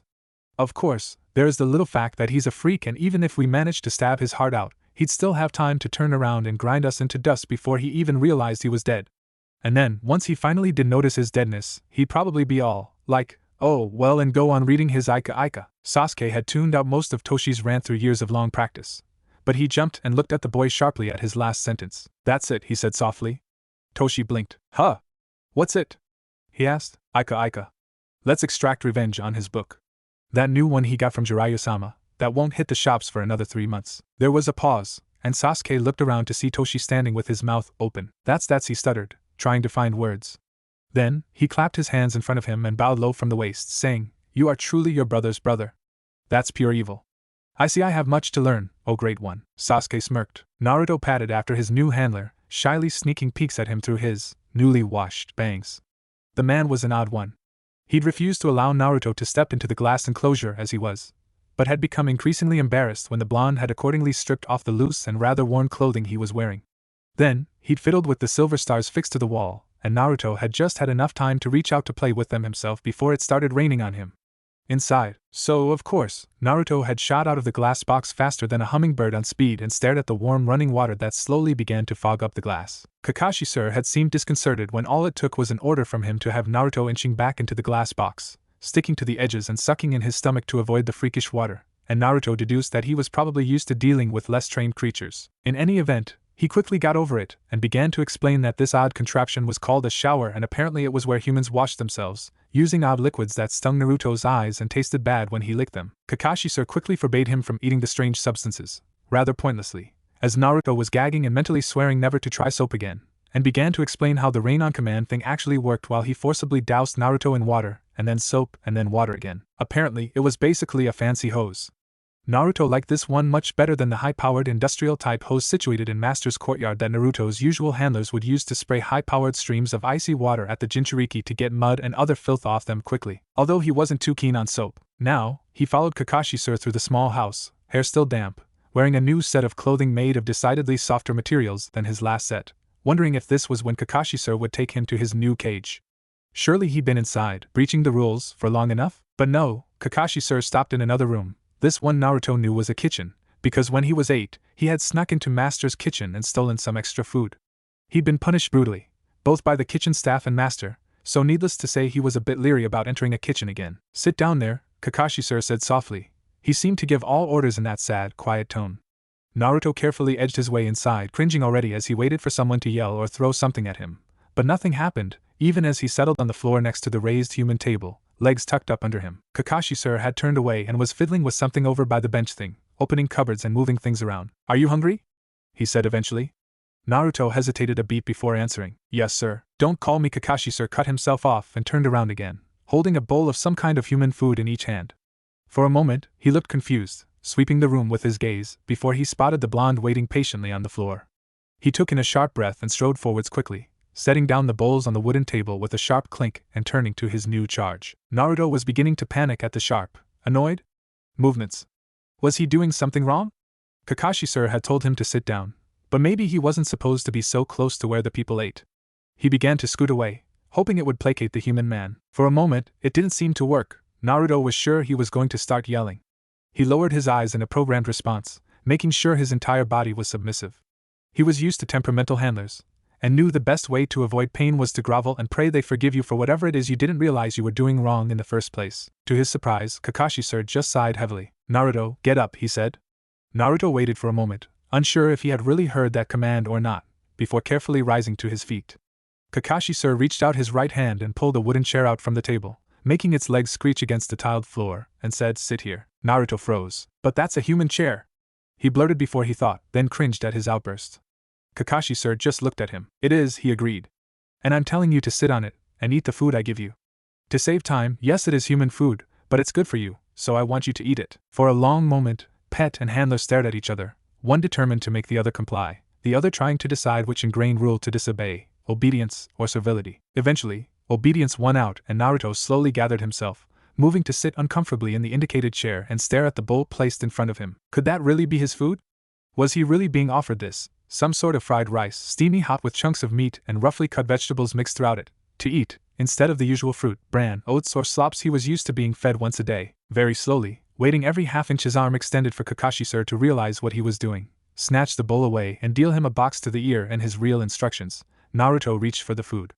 A set of twin black sticks had been rammed into the rice, but Naruto wasn't sure what to make of them. He vaguely recognized them as the utensils humans used to eat, but wasn't truly sure of their function. Besides, he had hands and a tongue. That was good enough to manage any food he'd come across thus far. Drawing the bowl closer to him, Naruto shot a furtive glance at the human, checking one last time he was really allowed to eat. Kakashi-sir was now seated opposite him at the table, But he wasn't paying a single bit of attention to his charge. He was reading a book, his left hand holding it open where he could see it while his right held two sticks expertly. That was all the reassurance Naruto needed. If he really wasn't allowed the food, Kakashi-sir would be watching him like a hawk. Without further qualms, the blonde began to eat with typical enthusiasm, digging into the bowl with both hands and occasionally, teeth as well, somehow navigating the sticky white rice from bowl to his mouth. The next time he looked up, Kakashi-sir had finished eating and was totally engrossed in his book, and Naruto spared a second to wonder at the speed he must have eaten to be done with his meal already before instantly shoving the thought aside to make way for the all-important, all-encompassing idea that was his meal. He didn't notice Kakashi watching him eat over the top of his book, a sad, vacant look making his eye glaze over with lost moments. Naruto took a horrified step backwards, staring at his handler, too appalled to even remember to avert his gaze respectfully, quite a feat, as he hadn't done that for more than 6 years. "No," he said quietly, and then again, louder. "No. No, no, no, no, no, no, no, no, no, no." He was shaking his head frantically, backing up, looking around for an escape, silently begging Kakashi-sir for mercy. "What's wrong, Naruto?" Kakashi-sir sounded weary, and why shouldn't he be? It had been a long day, and it was past 10 p.m. plus. Naruto had a feeling he might have tried Kakashi-sir's patience when he'd attempted to help with the dishes and ended up covered head to toe in small white bubbles. What? They were fun, even if they did smell like soap and lemons. Naruto hadn't tried to taste them. "I can't," Naruto pleaded. "I can't. Don't make me. Please, I'm failing to see the problem." Kakashi-sir looked around the room again before raising a hand to rub at his temple. Naruto guessed his head was hurting. "It's a human bed," he whimpered, shooting a fearful glance over his shoulder at the futon Kakashi-sir had unfolded for him. "I've never, please. It's bad enough I'm inside, but a human bed, please? I can't, that's going too far." That seemed to catch Kakashi-sir's interest. "Too far?" he repeated. "What's too far, Naruto?" Naruto half winced. He wasn't used to humans using his name, and right now it was just adding to his discomfort. "Master's rules," he said slowly, dropping his eyes. It's hard enough to even be indoors, in a human's home, when he's taught me all my life to respect boundaries. To sleep in a bed made for and owned by humans, it's too much. Please, I know you're just doing your job, but could you just take me to whatever cage you plan to keep me in? Please? If it's not safe yet, you could tie me up, or post chakra fences, or something." Kakashi stared at the pitifully hopeful look in Naruto's eyes, mixed with a good deal of fear, that his handler would punish him for asking something like this, and dread that his handler wouldn't force him to sleep outside in the cold without even a blanket. Kakashi bit back a furious flood of curses at whatever bastard was responsible for this. And he must have tried very hard, too. Surely 13 years wasn't long enough for this kind of damage to a boy's psyche? "Naruto," he said sternly, falling with alarming ease into his handler role. "I want you to think of every single rule you have learned at your master's house." Naruto nodded obediently, calming a little as the familiarity of orders soothed him. Kakashi fixed him with a long look, giving him a couple of seconds, before continuing, "Now forget every one of them. Don't talk back." Naruto abruptly shut his mouth, which he had opened to protest.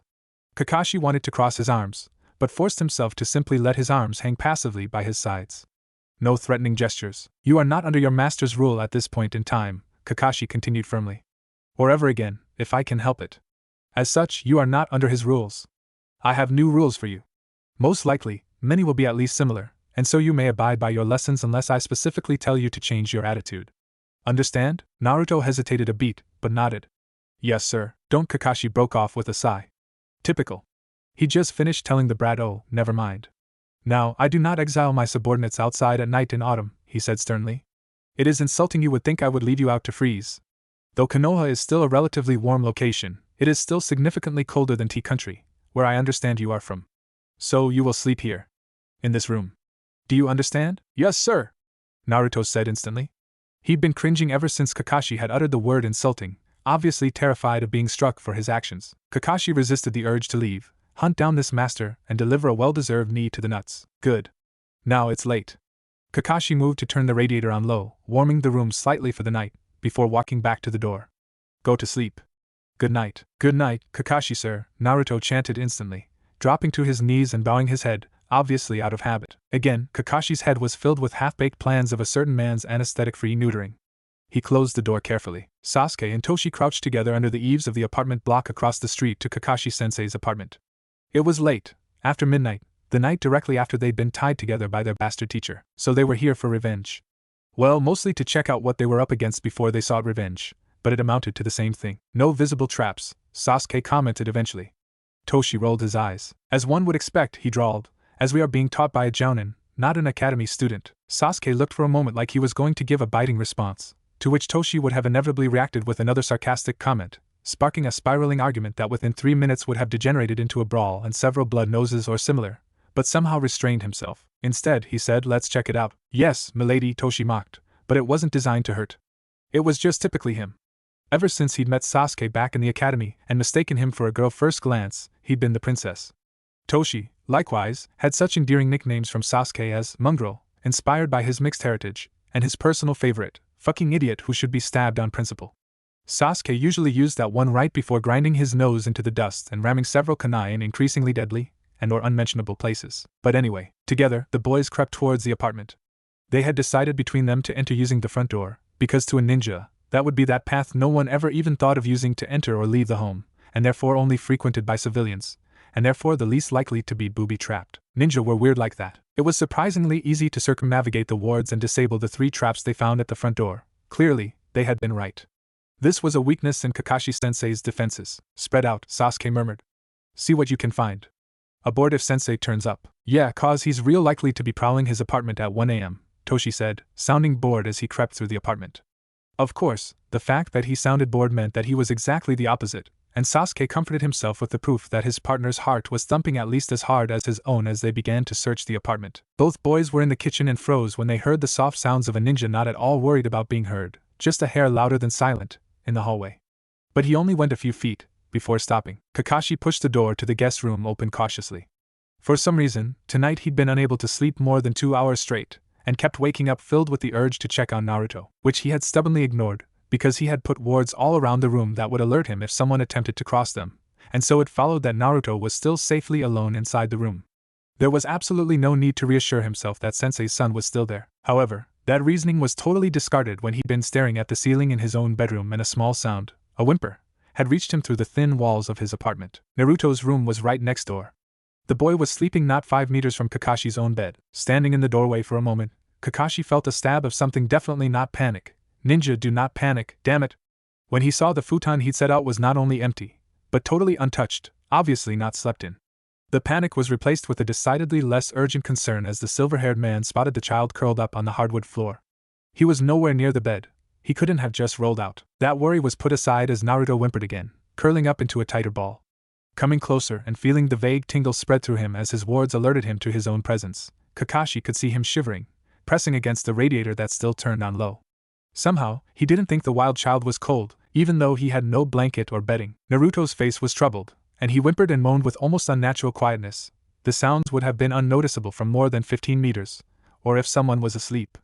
Even so, Kakashi had no problem recognizing what was ailing his young charge. "Nightmares," Kakashi sighed, kneeling next to Naruto's twitching form in the darkness. He himself was no stranger to nightmares. He had had them every night between the ages of 8 and 14. Walking in on your father's suicide will do that to you. But despite his vast amount of experience in the unsavory things, Kakashi really didn't know how to react to this one. Who knows what kind of horrors he's haunted by? He mused to himself, watching as Naruto writhed suddenly, his face contorting with imagined pain, chakra fluctuating wildly in fear. Sensei had always comforted Kakashi by a midnight hug that neither would ever mention in the daylight hours, but Kakashi knew instinctively that wouldn't work here. He's never been hugged before. It'd probably frighten him even more. Poor kid. I can't shake him awake or anything, either. He doesn't like to be touched by his handlers, and I don't want to frighten him, or he could attack me, and that could be messy. Kakashi frowned, and half shrugged. The simplest solution would be to just soothe the boy with his chakra, calm his mind by calming his chaotic chakra system. It was easy to do. Kakashi could use his own chakra to settle the blonde, and Naruto would be none the wiser. He'd sleep through the night, and Kakashi could go back to bed as well. Nodding to himself, the Hatake reached out and placed a hand between Naruto's shoulder blades, feeling him shuddering, and just pushed some of his chakra into him, gently urging him to calm down and banishing the kid's fear. It worked for about 10 seconds. Then, something clicked and a foreign energy flooded Naruto's body, radiating wave after shocking wave through his small frame. Kakashi snatched his hand back, highly alarmed, and Naruto's eyes shot open, blue meeting gray for a half second before the blonde opened his mouth and screamed. Sasuke and Toshi both jerked violently at the loud, inhuman, feral scream that suddenly erupted, echoing around them in the enclosed space. The Uchiha stared in the direction it was coming from, feeling Sensei's chakra beginning to spike with fear, wondering what on earth was making that noise. It couldn't be human. No human could ever sound like that. Just as suddenly as it began, the scream, the howl of absolute suffering, Ended, cut off, as if someone had flipped a switch. Toshi grabbed his arm. Come on, man, we need to get out of here, he said urgently. Sasuke looked at him for a long moment. Toshi shook his head, pulling harder on the unmoving Uchiha. Come on. We can't be found here. Whatever that was, it could be dangerous. Then we should stay and help Sensei be rid of it, Sasuke commented coolly. Toshi shook his head. Sensei wouldn't have let it in his apartment in the first place if he didn't have a reason. But if we're here, we could screw up whatever it is. And if it gets violent, we could be forced to kill it, and then Sensei might kill us, especially if it was really special, or something. Sasuke considered. That's easily the first time you've ever made sense, he commented, turning. We will go. It's too late for a trip to the outskirts tonight. You can stay with me until dawn. It was amazing how Sasuke managed to totally dismiss the scream, or appear to, as he led his teammate out of his teacher's apartment, and to his own, but neither of them could truly rid themselves of the memory, or of the horrible ringing left in their ears. Kakashi was still definitely not screw it. He was panicking. And he had a right to, damn it. What the hell had happened? Carefully, he turned Naruto over, noting the fine tremors racking his well-toned teenage body. That surge of power, a chakra foreign to both Kakashi and Naruto, and yet definitely of human origin. Not QB then? What did that leave? Sweeping his gaze up and down the boy, he quickly noticed the obvious way Naruto had clutched at his collar in the 8.5 seconds before he'd passed out. Leaning closer, Kakashi pried his hands away and examined the area himself. The delicate skin of Naruto's neck was an angry red, as if it had been mildly burnt. And, when he ran his fingers over it, the collar itself was slightly warm. Frowning, a terrible feeling of sickened dread coiling in his stomach, Kakashi reached up and combed his unruly hair out of the way, and then opened his left eye. He had removed his Hittite before going to sleep, but had kept the Sharingan eye closed, to save chakra. Now he opened it and looked again at the unconscious, twitching boy in his arms. What he saw made him pale, and then growl, actually verbally growl, with anger. The collar they'd put on him was not just a mark of ownership. It was chakra sensitive, meaning that it would react to different types of chakra. But this was not just to secure or remove it, as he'd first supposed. No, this collar was designed to punish as well. Obviously, it seemed to send out several jolting pulses of concentrated chakra through its wearer's system. Kakashi ground his teeth. Didn't they understand how dangerous that was? To be strong enough to make him lose consciousness, the waves would have had to have been strong enough to damage his internal organs, impair breathing and momentarily stop Naruto's heart, not to mention what that much power could do to his brain. It was a miracle it hadn't killed him yet. And that wasn't even considering the extreme pain the kid would be in, before and after his brief reprieve of unconsciousness. And worse, it reacted to alien chakra sources touching Naruto's own, so his gentle attempt at soothing the boy in his sleep, or, Kakashi gasped as he realized, something like a chakra fence would spark the collar. One more thing. Kakashi carefully examined the way the collar was designed with his Sharingan, noticing and clenching his fists, as he recognized one more aspect of the thing. Oh, Kami. They can turn it on. They must have a device, a radio or remote of some kind, and they can just turn it on. No wonder the kid's so terrified of doing something wrong. Man, this is going to be harder than I thought. Naruto began to move, shifting in his arms and opening his eyes.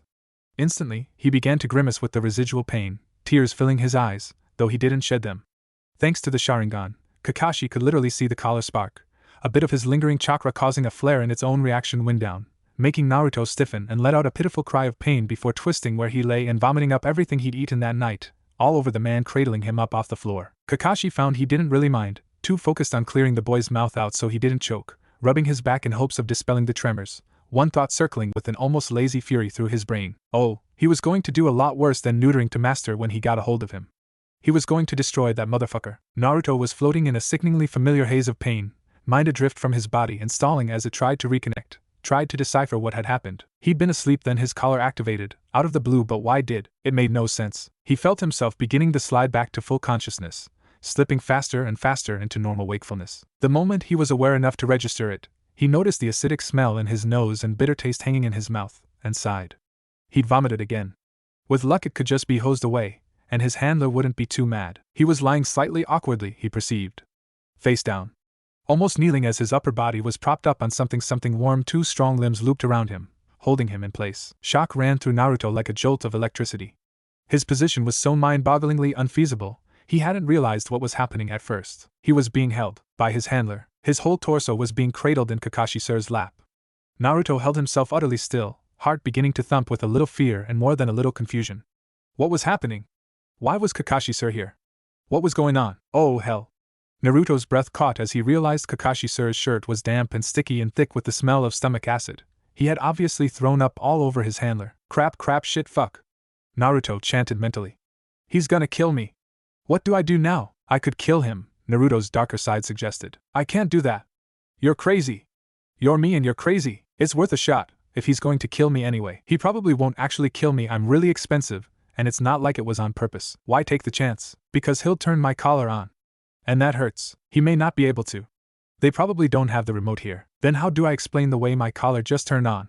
Fairies? Naruto's darker side retreated, leaving Naruto alone to face his Handle 1R's wrath. After a moment's deliberation, he decided feigning unconsciousness was the best course of action. Kakashi-sir wasn't fooled. Naruto? Are you awake? He asked, his voice low and calm. Naruto bit his lip, hesitating as long as he dared before he forced out his answer. Yes, sir. Are you alright? The question threw Naruto for a loop, before he remembered that this was the first time Kakashi-sir had ever seen his collar activate, and Naruto had reacted quite badly to it this time, after all, vomiting and everything. It was natural Kakashi-sir would be concerned. He was paid to care about Naruto's overall health. He probably was wondering if Naruto was allergic to the chakra pulses, or something, like Yujito had been before they changed the frequency of her collar. Yes, sir, he repeated, shifting a little uncomfortably as his heart began to thump. He wasn't looking forwards to the repercussions of his bout of sickness. Kakashi-sir eased him away until he was kneeling on the floor before the human, and Naruto took that as the cue to start groveling. Making sure he looked about as meek and compliant as possible, he stole a glance through blonde bangs and winced, beginning to panic as he watched Kakashi-sir examine the half-digested rice smeared across his clothes. Naruto, I don't think I need to tell you this is yours, but then, you were only semi-conscious at the time, Kakashi-sir began, his tone serious and just a bit dark. Naruto flinched. He must be mad. I'm sorry! He yelped instantly, ducking his upper body so low his forehead touched the floorboards below him and arms reaching up to shield his head. I didn't mean to. He waited, tense, breathing erratically and heart pounding wildly for Kakashi-sir's first blow to fall, praying desperately that the man would go easy on him and leave him still able to walk in the morning. But nothing happened.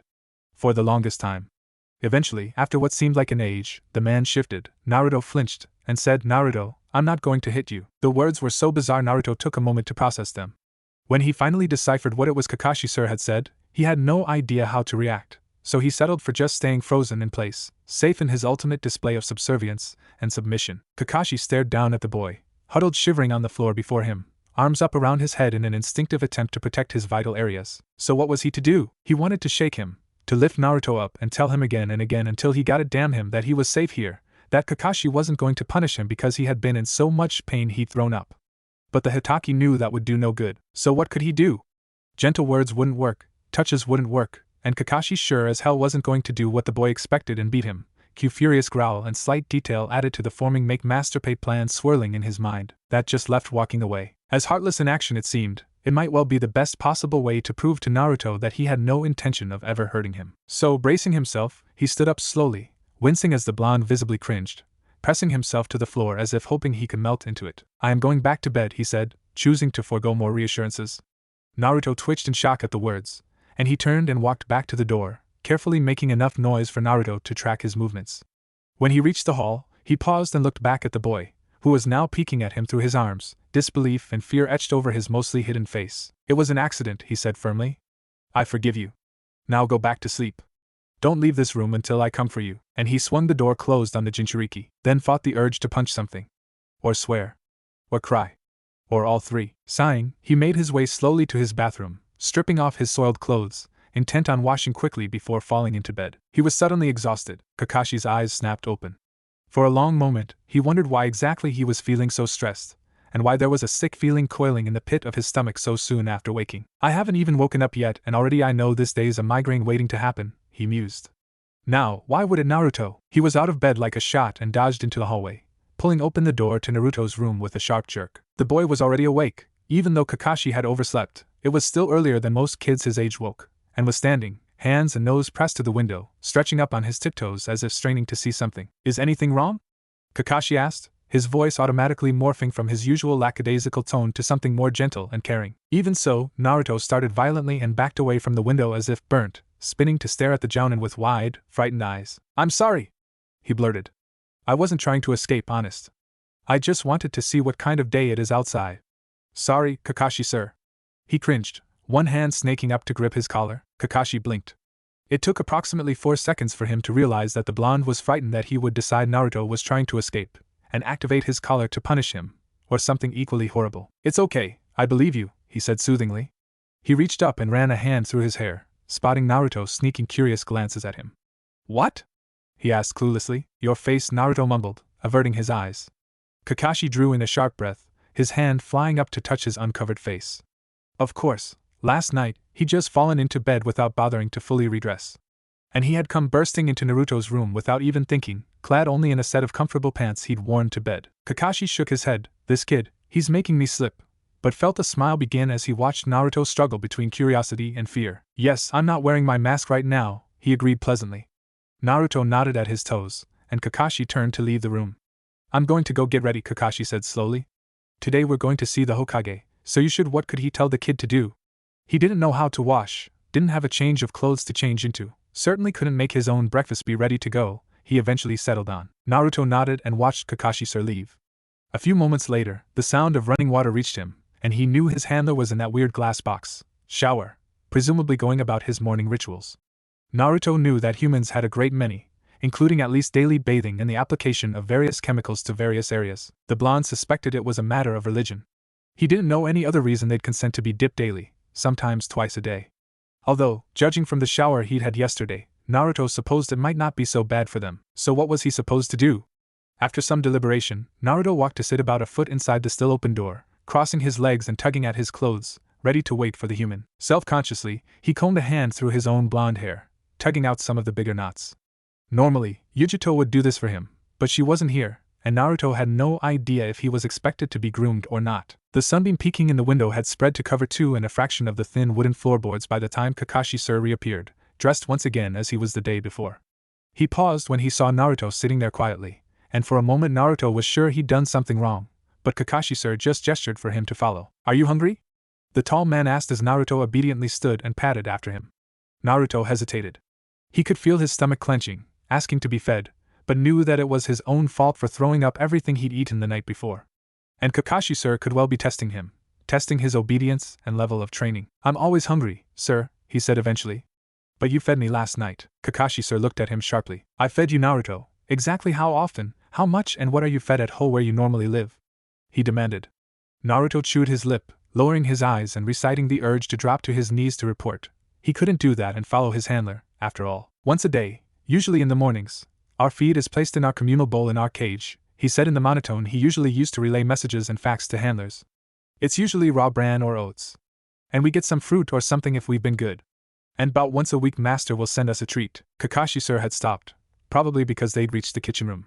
Now he was staring at his charge, his visible eye wide. How much do they give you of each of these things every day? He asked carefully.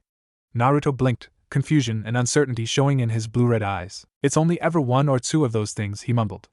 They vary it, so we don't get bored. And it's whatever fits in the bucket they use. They mix it all up with hot water so it turns into a kind of mush, so it's easier for us to eat. How many of you are there? The Hitaki demanded. Naruto flinched. He sounded like he was getting mad. 3, he said very quietly. And are you active for much of the day? Kakashi asked. The blonde shrugged slowly, sinking to his knees as it seemed they weren't moving anywhere for a while. Mostly. Sometimes we're left in the cage, though. Cage? Kakashi sounded outraged, inexplicably. Wait, and all they give you is a bucket of muck between 3 of you? Sometimes we get slops from the kitchen, Naruto offered. As a treat. Slops. That's sick.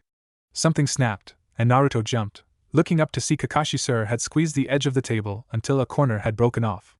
The teenager's heart began to beat faster. A handler angry was bad. It meant they were more likely to hit him. Tell me you at least had water. Naruto nodded. Yup, he said, glad he could agree with his handler on something. We have a big trough in our cage that gets filled up every morning, even though it's never empty by then, and if we want to drink when we're out, we're allowed to drink from the tap. The tap tastes better in the trough water, cause they put powders in the trough to keep us healthy, and they taste bad. Naruto stuck out his tongue and screwed up his face as if to demonstrate. The other man's angry fire seemed to be ebbing away, leaving a kind of hopelessness behind. Some kind of vitamin and protein supplement, Kakashi said quietly, obviously to himself, staring at Naruto with an eye slightly misted. Hell sensei, sir? Are you okay? Naruto ventured after a few long moments' silence. Kakashi blinked and shook his head, coming down to earth rapidly. Yeah, Naruto. Well, here, you'll eat at least 3 times a day, okay? Breakfast, lunch and dinner. Yes, the human meals. You need them, if you're going to grow strong and healthy. I don't know what your master is thinking, feeding you slops. The rest of what he said dissolved into dark mutterings, and Naruto decided it would be prudent to just sit at the table where he was directed and obediently eat what was placed before him. No further conversation occurred until they left. Naruto trotted obediently behind Kakashi-sir, exactly 1.5 paces back, swiveling his head to try and take in everything about his surroundings. They had been to see Hokage-sama, and Naruto had stood patiently just inside the door while the handler and master spoke. To Naruto's surprise, Hokage-sama didn't seem at all perturbed by the way Kakashi-sir had treated him, offering him human food and letting him sleep inside. Rather, he looked concerned when Kakashi-sir reported that Naruto hadn't actually slept on the provided bed. Or Naruto thought it was concern. Maybe he was mistaken. Humans were weird. Anyway, the old human had ordered the handler to take Naruto with him to training. Naruto could only assume that this meant he was going to be put to work in this village until the whole mess with his ownership could be sorted out, and had tamely followed his silver-haired guide back out of the big red building where Hokage-sama seemed to live. He didn't mind. He was trained to obey unquestioningly, and also to accept whatever task was put before him to complete. He had done his fair share of hard labor in his life, and wasn't going to kick up a fuss at the prospect of a little more. Now, they had navigated the bustling streets with an ease that astounded Naruto. How did Kakashi-sir know where to turn? Didn't he get lost? How could anywhere have so many paths and buildings, and were walking down a road hedged by what appeared to be fields, though they were clearly not used for farming or livestock? Naruto thought they looked rather like the training grounds just outside Master's home, where he and the others of his pack were taught how to fight, hunt, track and work, but he didn't think this place had many like him to train, so they couldn't be right? Naruto. Kakashi-sir jolted him out of his thoughts. Yes, sir? Don't call me sir, Kakashi-sir stressed. Naruto bit his lip, not reacting one way or another to the order. It was a ludicrous concept, so he just brushed it away. Kakashi-sir had half-turned and was speaking over his shoulder, still leading the way to their destination. You should know, the tall man said, that I have a team of kids, they're chunin now, 15, that I still train. We're going to join them and I'm going to teach them a few things, okay? We'll figure out what to do with you when we get there. In the meantime, just thought I'd give you a heads up. Naruto nodded, thoroughly mystified. What in Master's name was a kid? Or a chunin? Or a heads up? And why would Kakashi-sir feel the need to give him one such item? Was Kakashi-sir trying to tell him he was already in the middle of teaching a fresh batch of Jinchuriki? Maybe. But if that were so, why were they already out in the place of learning? Wouldn't they need to go fetch the other Jinchuriki from their cage first? Or did Kakashi-sir have a partner who was bringing them? Either way, Naruto was looking forward to meeting some others like him, even if his hackles did rise a bit at the thought of the inevitable dominance-determining battles that would take place.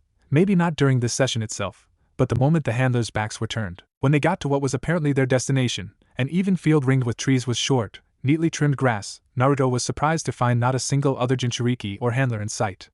Instead, 3 almost grown human young ones were waiting. 2 males and a female, sitting dotted around on the grass. These were certainly not handlers. They were not even full-grown, and would never be able to handle a strong-willed animal like a Jinchuriki, much less train one.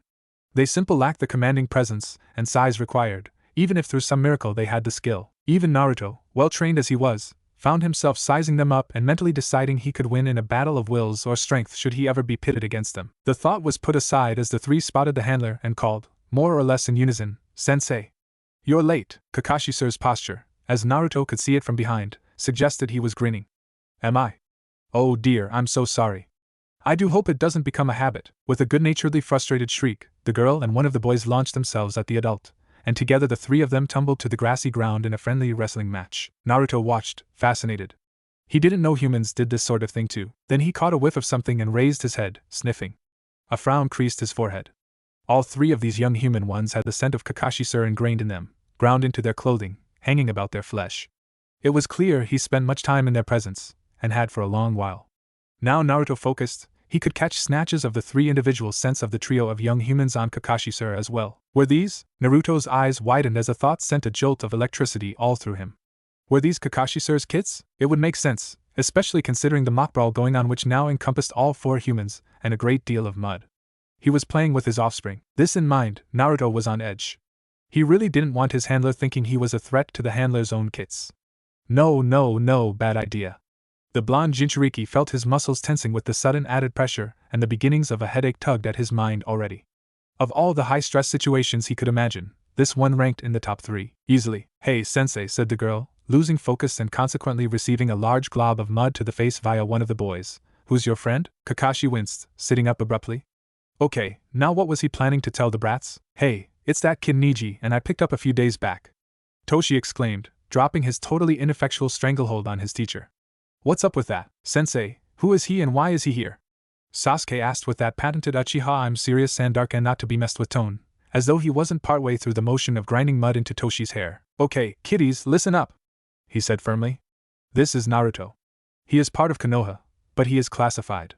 That means no asking question about or from him, no talking about him, no gossiping, no spreading rumors, no looking at him funny. I want no prying from any of you, got it? He took his time to glare at them all in turn, focusing on the boys in particular. Yes, sensei, they all agreed eventually. Okay, he said brightly.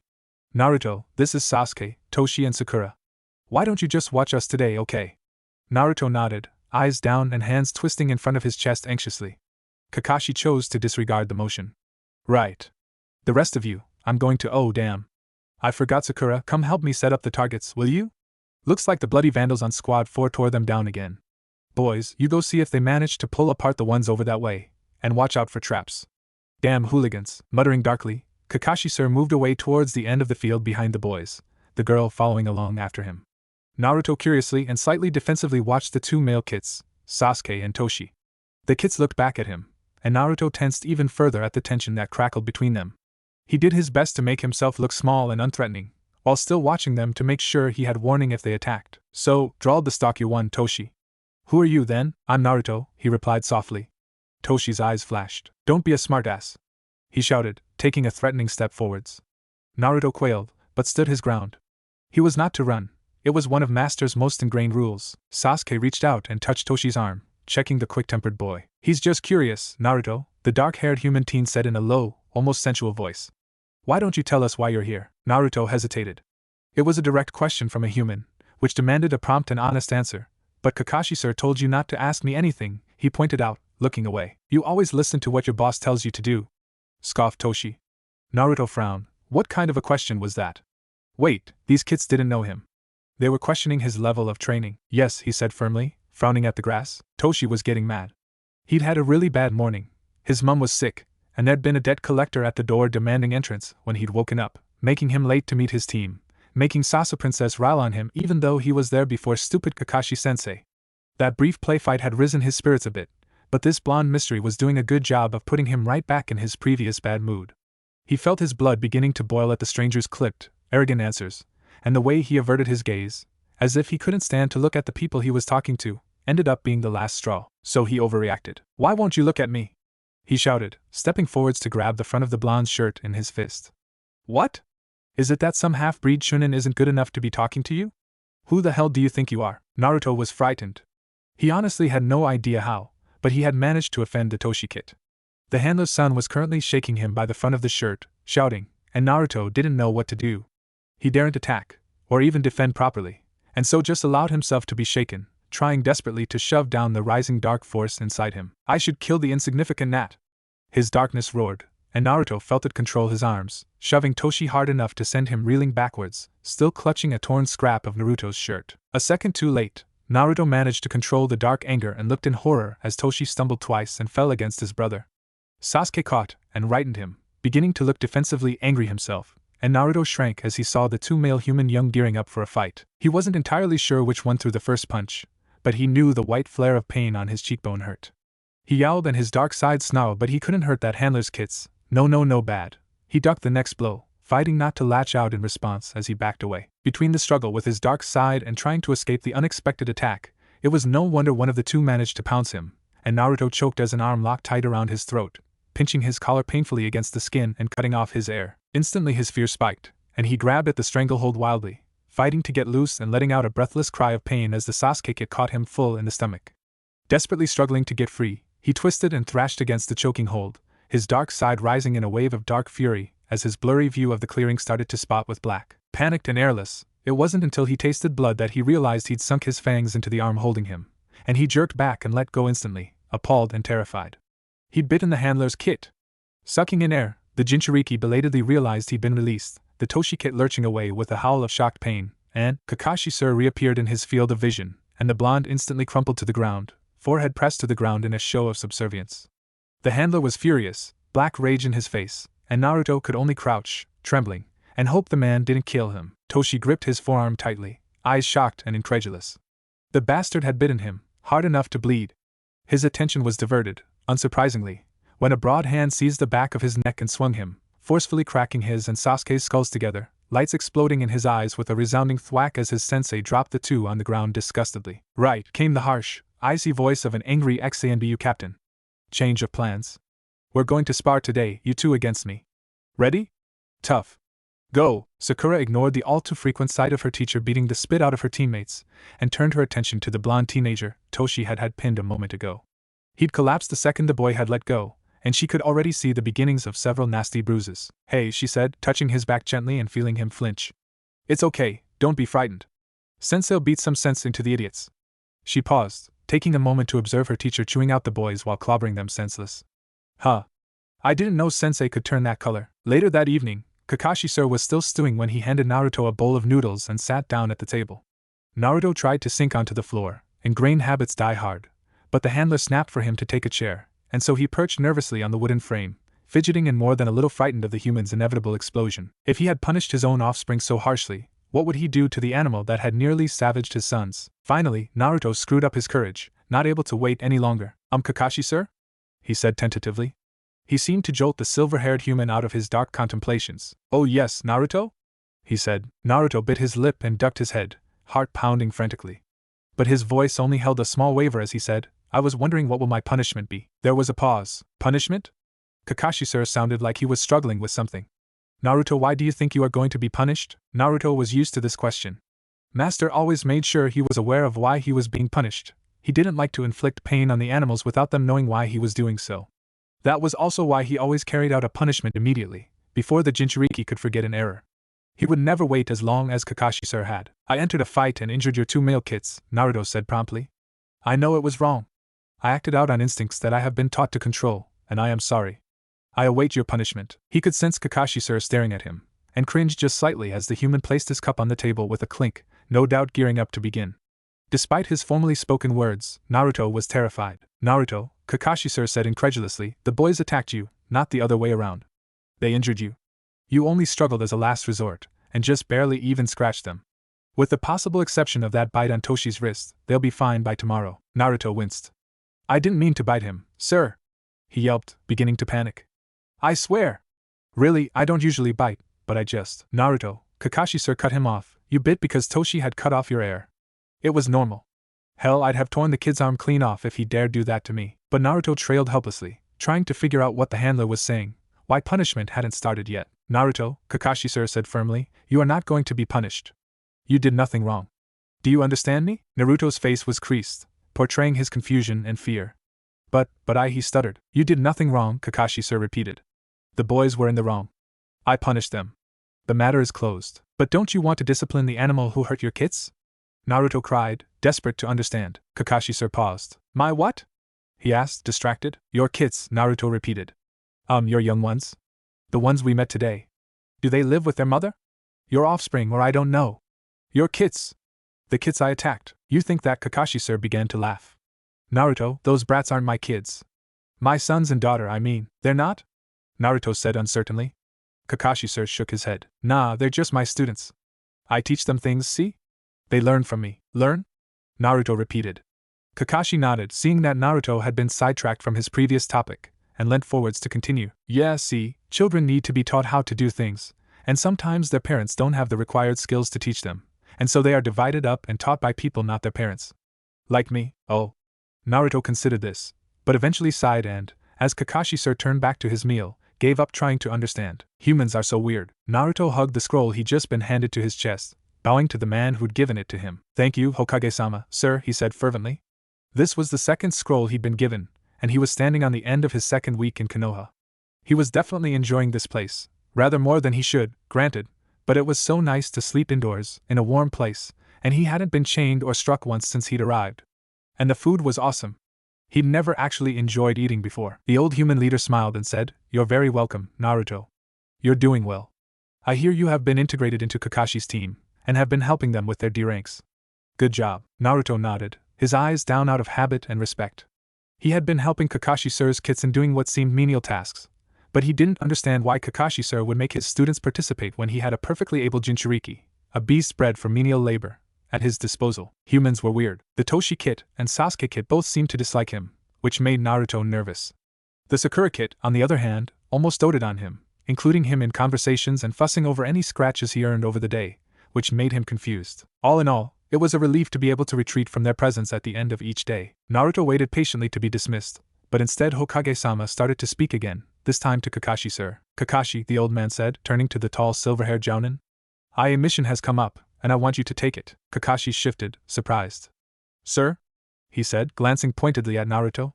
Sarutobi nodded. Yes, I understand that at this point in time it might be hard for this to be arranged, but your students cannot be denied from all but D ranks until the issue is resolved. It is unfair, especially as they are used to B and C ranks. I have chosen a C-ranked mission for you to take, but it is a simple escort. Naruto will be able to go with you, he pressed on, raising his voice to talk over Kakashi's objections. But Hokage-sama, I don't think Naruto is in no way ready for something like this, protested Kakashi. Internally, he added, in fact, if I thought you'd allow it, I'd wrap him in bubble wrap, shove him under my shirt for safekeeping and never ever let him out again. For one thing, he'll be conspicuous, and a danger to himself as well as our client. Sarutobi half smiled. Oh, I think you're underestimating Naruto, he said. Admittedly, he was trained in a manner that was unorthodox. Kakashi snorted with angry amusement at the phrasing. But he was trained, nonetheless, Sarutobi said firmly. And as for standing out, it will be just fine. You are to be guarding a traveling circus, which is headed for Snow Country. They have expressed a wish for you to be invisible, so you'll be posing as part of their lot. Naruto will fit right in. Kakashi glared, but had to concede the point. Eventually, after a bit more arguing, Kakashi grudgingly accepted the mission. You leave tomorrow. Go get some rest, Sarutobi advised. Naruto, I'll see you when you get back, okay? This mission will probably take a little more than a week, so I'll be ready to give you your next scroll by then. Naruto flushed and nodded, eyes on the ground and arms tightening around the scroll clutched to his chest. In short order, they were dismissed and left, Kakashi leading his charge back to his apartment, where he proceeded to make vegetable soup a little more violently than strictly necessary, muttering oaths and curses fluently in several languages. Naruto wisely chose to retreat to his room. What in master's name is that? Naruto stared, wide-eyed, at a bizarre golden-huge animal settled in an iron cage. It weighed him with sharp amber eyes, and the Jinchuriki felt pinned by its gaze, shivering in a wave of fear. Kakashi, sir, he stuttered. It's a cat, a big cat. Big mutant cat, big teeth, big. Several people spoke from behind him, while he felt too tense to take his eyes off the caged animal. Che. He doesn't even know what a lion is? Caustic. Sasuke Kit. Oh no, it's a lion, it's going to eat us. Very sarcastic.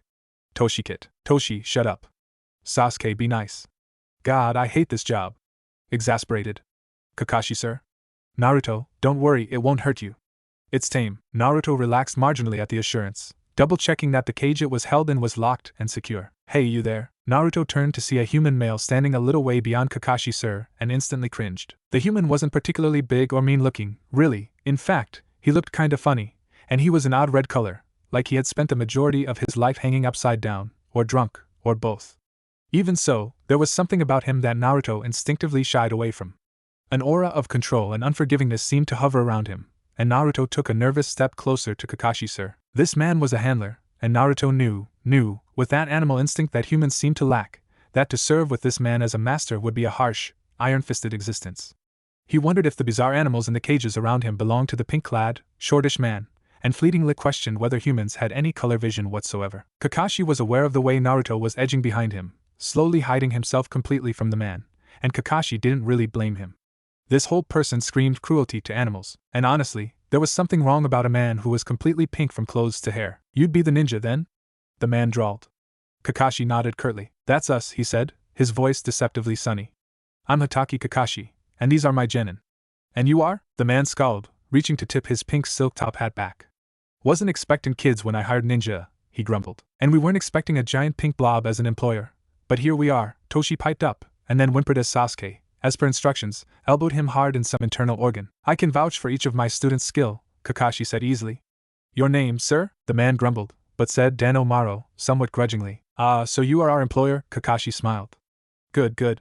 Now we're here, we've been told, to protect you and your circus on your way to Snow, until you reach the village of Hanaji. Is there anything else you need to tell us before we begin? Maro raised an eyebrow. Just that I expect you to blend in and act your part. Your Hokage told me you could act as part of our troupe. Well? What you got to show? Kakashi considered briefly. Do you have a knife thrower? He asked. Maro shook his head, interest entering his eerily pinkish eyes. Kakashi allowed his own eye to close into a smile. Well then, you're in luck. You have just found 4 expert knife throwers. We can also balance on wires and jump extraordinarily high. Sasuke there breathes fire, and I can juggle. I guarantee your civilian crowds will be amazed. Maro looked grudgingly accepting, and grunted ill-temperedly before turning away, muttering, fine. We're moving out, so just don't get in the way. Ah man, whined Toshi, whimpering as he held out his hand to Kakashi. Why do we always get the grumpy old fags who hate ninja? Toshi! Scolded Sakura, hitting him over the head with the wooden handle of a hammer she was conveniently holding as she helped nail down a crate lid that had worked its way loose over the day's traveling. Don't speak like that about our employer. Well? He replied defensively, we always do. Don't you remember that Tazuna guy from Wave? He called us all brats all the time, and he was a slobbering drunk besides. Plus, I don't care. No man who looks like he's been dropped into a vat of pink dye is pitching for this team. Kakashi took a sterile needle packet out of his mouth where he had stowed it temporarily, and tore the sealed plastic away with his teeth, spitting the wrapping away and carefully threading the needle with medical string. I don't know, he said lightly as he did so. You look pretty pink after that one babysitting mission. Remember, Yasabi-san's triplet girls? Toshi flushed. That was different. He insisted. Ow, hold still, Kakashi said in a distinctly maternalistic tone, his strong grip on Toshi's wrist preventing the boy's attempts at escape. Sasuke grunted as he hoisted a crate back onto one of the wagons. The mud is right, he droned. On both counts, the mighty Uchiha has spoken. Toshi mocked instantly.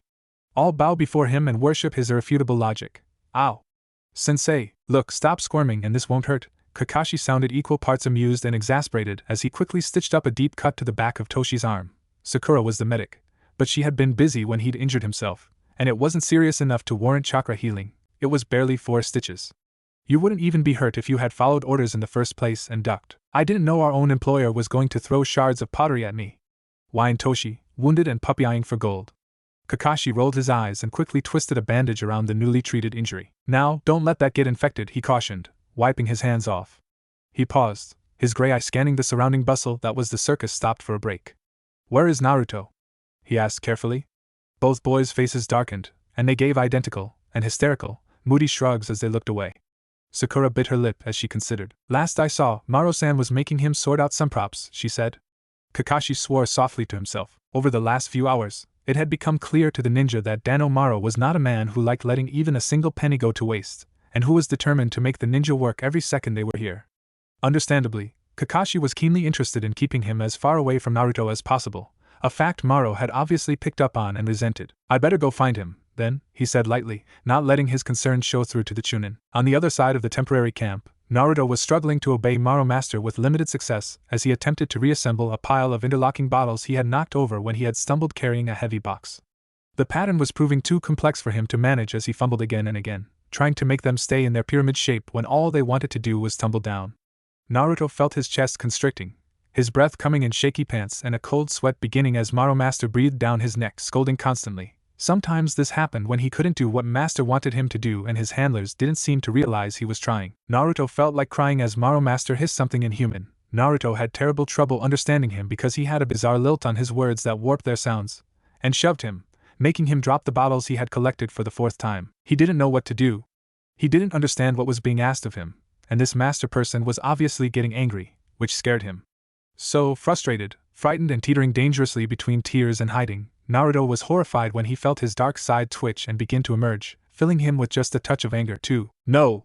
Stop, he pleaded with himself, trying to push down the darkness, feeling the situation spinning more and more out of control as Maro Master began to shout in earnest, Naruto catching words here and there like useless and clumsy. I'll show him useless and clumsy, Naruto's dark side promised with a hiss. Naruto whimpered aloud, trying to contain the thoughts. Why? He's not my master. I don't have to obey him. He's still a human. Naruto thought desperately. They master, I wonder what pink tastes like. Now terrified, gasping for air as his chest constricted further and all the air around him seemed to vanish, horrified by the images his own mind was supplying him and flinching from Maro Master's tirade, Naruto fell back on the only thing he knew and collapsed. Kakashi, who had followed the noise of Maro-san shouting to the spot, arrived in time to see Naruto lose his grip on what appeared to be a collection of stack M bottles as Maro shoved him physically, and felt a stab of anger he had to work to control. How dare he touch Naruto? Taking a moment to control himself, Kakashi's keen eye took in the way Naruto seemed to fall apart, panting and clutching at his chest, classic signs of a panic attack. For a moment, his odd, multicolored eyes seemed to flash completely red, before Naruto crumpled, falling to his knees and staying there, arms hugging his torso, shaking, staring into nothing. Maro made as if to shove him again, but suddenly Kakashi was there, Ki roiling off him and a deadly promise in his single eye, and he grabbed the man's right wrist and left shoulder from behind. Why don't you go check on your people, Maro-san? He said in a deadly voice. Maro froze, obviously not used to or liking the feel of killer intent. We have been through this, Maro-san. You are to stay away from this child. He is not to be pushed around. And if you lay a hand on any of my children again, I will terminate the contract and return to Konoha. Understood? Maro-san nodded rapidly, and Kakashi pushed him away. Good. Leave, he snapped, and the vividly dressed man hurried to obey. Threat dealt with, Kakashi turned to the shivering boy kneeling before him, lowering his lanky frame to the ground to put himself on the same level as the blonde. Naruto? He said gently. Naruto. It's okay. Naruto shook his head, eyes closed. No, he was saying, no, I can't. I'm sorry, master, I'm sorry, I tried, I'm sorry. Naruto! Kakashi said again, more firmly, and Naruto's eyes jolted open, staring at the jounin. It's okay. You don't have to do it. It's fine. I tried, Naruto said instantly, cringing away from him. I promise I tried, I couldn't. I know, Kakashi said quickly, reaching to tug Naruto to his feet. It's alright. You'll be okay. Everything is fine. Okay? There was a long pause, but slowly Naruto stopped shivering.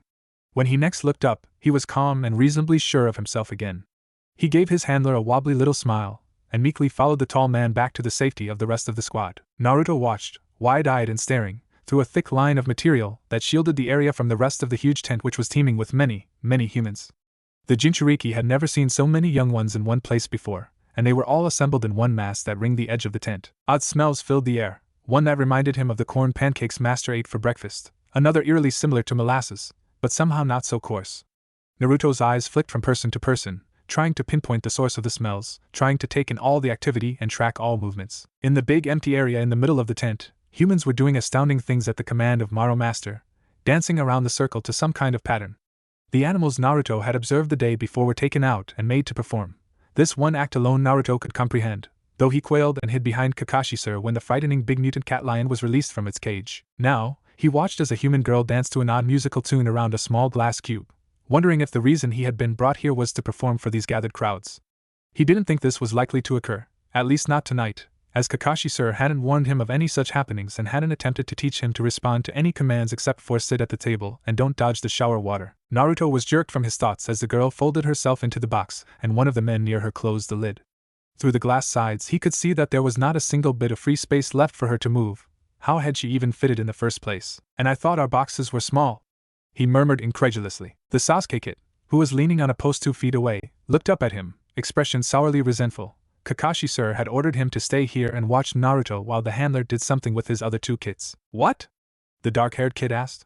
Naruto blinked, then wilted a little and shook his head. No, nothing, it doesn't matter, he said quickly. The Sasuke kid made a scoffing noise and looked away, arms crossed moodily over his chest. Naruto's keen ears picked up the word freak bit out in the breath of air, and tried not to seem hurt. He was a freak, especially when compared to this healthy human kid. Naruto's attention was caught once more as the center ring cleared out and Maro Master strode out, his booming voice echoing through the stuffy structure. And now, ladies and gentlemen, we have a treat, he shouted, all attention riveted on his neon pink form. Fresh from their tour of the south, I bring you the talented Haru family, performing for the first time in this, the best one-ring circus you will ever have the good fortune to see. Naruto winced as the tent rang with applause, and wondered for a moment why Maro Master spoke like that. It made him sound like a simpleton. The thought was shoved out of his head and he gasped as he saw who it was appearing before the crowds now. Kakashi-sir and the 2 missing kits. Their clothing had changed to colorful outfits and their weapons were gone, or at least carefully concealed, but Naruto had no trouble in recognizing them. Sasuke kit, he said, turning to appeal to the human for answers. Kakashi-sir is out there. Sasuke kit looked irritated. Yeah, no duh, he grumbled. They're out there, pretending to be circus creeps, while I'm here babysitting you. Idiot. Naruto frowned. He didn't understand, but he perceived that he would get nothing further from Sasuke kit. Tilting his head, he watched as the Sakura kit settled herself in a pose with her back to a wall, closely surrounded by several brightly colored, air-filled sacks of rubber that Master's young one used to play with, when he was still young. They were called balloons, and had a tendency to explode with a heart-stopping bang at random intervals. Humans had weird habits and playthings. Naruto watched with interest as Kakashi-sir and Toshi Kit produced several ornamented knives and the audience went deadly quiet. He was confused, and the confusion only grew as Kakashi-sir looked directly at Sakura Kit and made a show of aiming his knife, as if he was going to. He threw it, right at his own kit.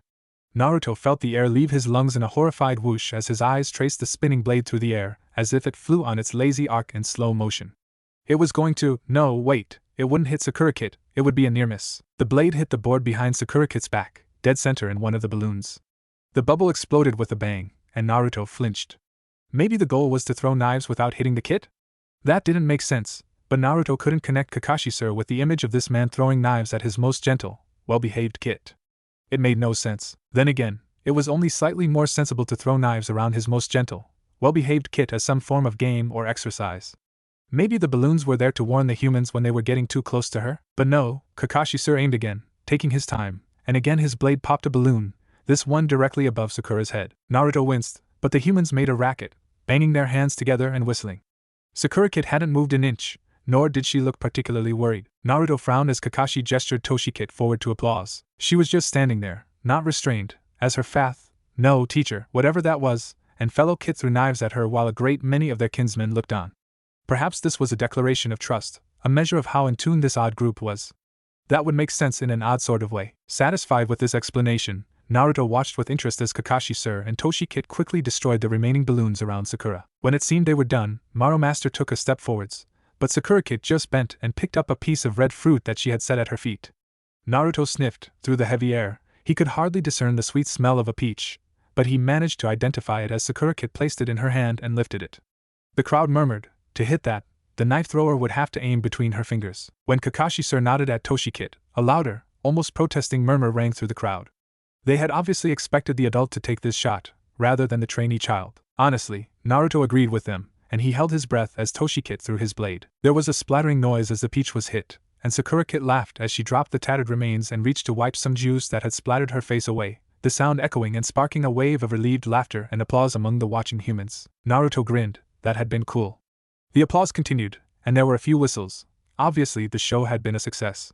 Then, before the applause had even died and without warning, Kakashi-sir threw one last knife, arching it through the air gracefully towards Sakura Kit's head.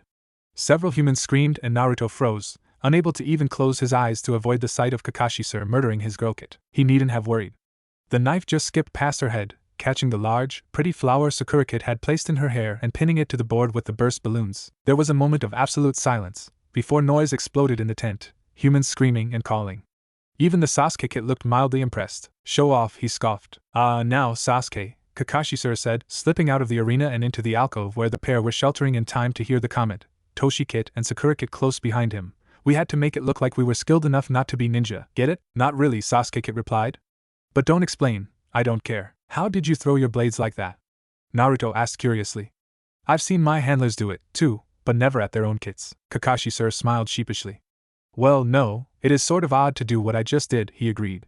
But you've used kunai before, right? Naruto nodded. Of course, he said.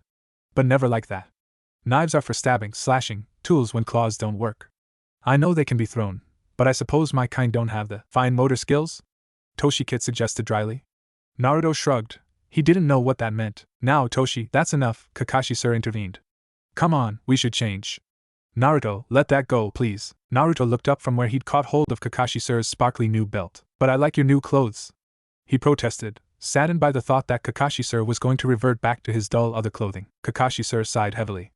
Naruto, he said patiently, ninja do not wear sequins. Naruto lifted his head suddenly, stilling his movements. His head tilted back, raising his nose as he tried to find the scent he thought he'd caught a flash of on the warm morning breeze. It didn't take Kakashi-sir long to notice that he had stopped moving, and make his way back through the moving circus to reach him. Naruto? Hey Naruto, are you alright? He asked, reaching to touch the frozen child. Naruto turned confused, gentle eyes to the human, a frown caressing his golden face. There's something he trailed off then, distracted in tone and stance. Kakashi-sir clicked his fingers before the Jinchuriki's face, making Naruto jump and snap to attention.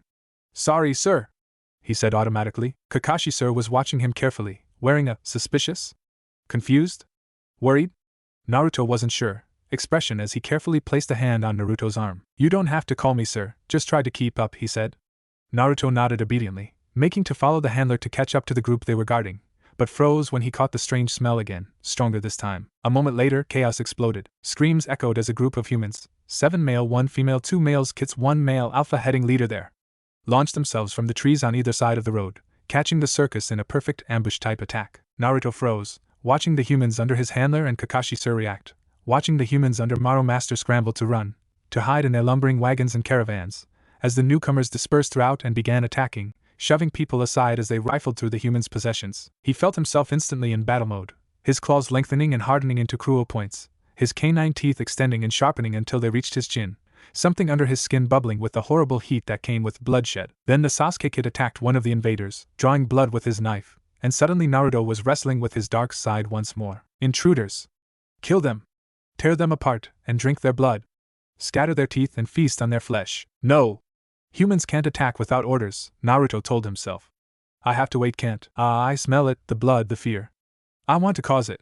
I want to feel their life force on my claws, soaking my fur. I want to watch their terror as their life fades away. I cannot attack humans without orders.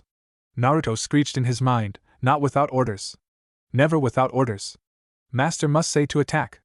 I must not. Naruto, Kakashi Sir's shout had Naruto looking up, his dark side wrenching enough control to make him hopeful.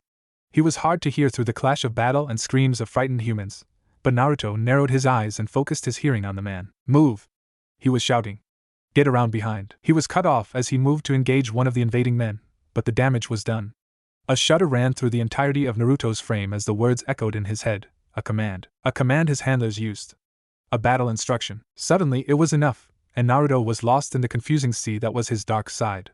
The blonde surrendered himself to the feeling, letting his conscious, gentle self fall and fade and be smashed to pieces by the all-consuming ocean of bloodlust and rage that rode through him, raising him up and filling him like a drug. His lips drew back in a feral snarl, and he leapt into the fray, a mindless machine of destruction. Kakashi hadn't been surprised by the attack, not really. This area was infamous for its bandits. Indeed, it seemed that they had been attacked by a band of ex-ninja, probably not high level, no more skilled than Chunin, after whatever valuables the circus happened to be carrying. The Jounin took a moment to let a sneer curl his hidden lips at the thought of shinobi stooping so low as to use their skills for petty theft and highway robbery, as he raced to meet them head-on. He was close enough to see surprise flit across the face of one of the men, wearing a /Kiri Hitate, as Sasuke intercepted him, getting in a good blow with his kunai before they skidded apart. Ninja! He spat, disgusted, inspecting his injured arm and then peering at his attacker. From Konoha? No, we're from the village. Hidden in the sarcasm, Toshi drawled, somehow mixing mockery and brawling as he chose to forego taijutsu and simply tackle a small, 13-ish boy to the ground and deal him several rabbit punches to the face before he was grabbed and dragged back by one of the boy's allies. Kakashi fended off an attack and looked around, eye widening when he saw Naruto, pale and frozen, eyes flashing disconcertingly from red to blue and swirling rapidly. Naruto! He hollered to his sensei's child, move! Get around behind. He broke off and dealt a punishing blow to one of the raiders, protecting a clown in the process. Before finishing, the wagon's hide. A shudder ran down his back as he suddenly felt a wave of power being released, power he hadn't felt in 15 years. Kyuubi. Frightened, he spun around to see the source of the power. Was Kyuubi back? Had it escaped? Was he going to die here? And saw a sight that truly, utterly terrified him. Naruto had dropped forward onto all fours as his posture changed noticeably. Red chakra swirled around him, and his features became more animal and wild. His eyes were blood red and glowing as he snarled, and Kakashi's heart lurched to see Sensei's face mutating into such a feral countenance. With a battle scream that turned his blood to half-frozen slush, Naruto launched himself into the fight, and Kakashi gasped in horror as the boy Toshi had knocked over was torn to pieces in an instant by the enraged Jinchuriki. As Naruto wheeled, leaping onto the back of another of the Nukenin and burying his fangs viciously into the man's neck, claws tearing bloody gouges in his chest and sides, the Hitaki was confronted for the first time with exactly what Minato had done to this child, exactly what he contained. The realization sparked a spiral of memories that crashed over him. Kyuubi, attacking the village. Minato, tears marking his face as he drew the seal. The bodies piled on the battlefield. The screams of the wounded. Panting, Kakashi flickered his chakra, the signal he had practiced to bring his genin team to his side.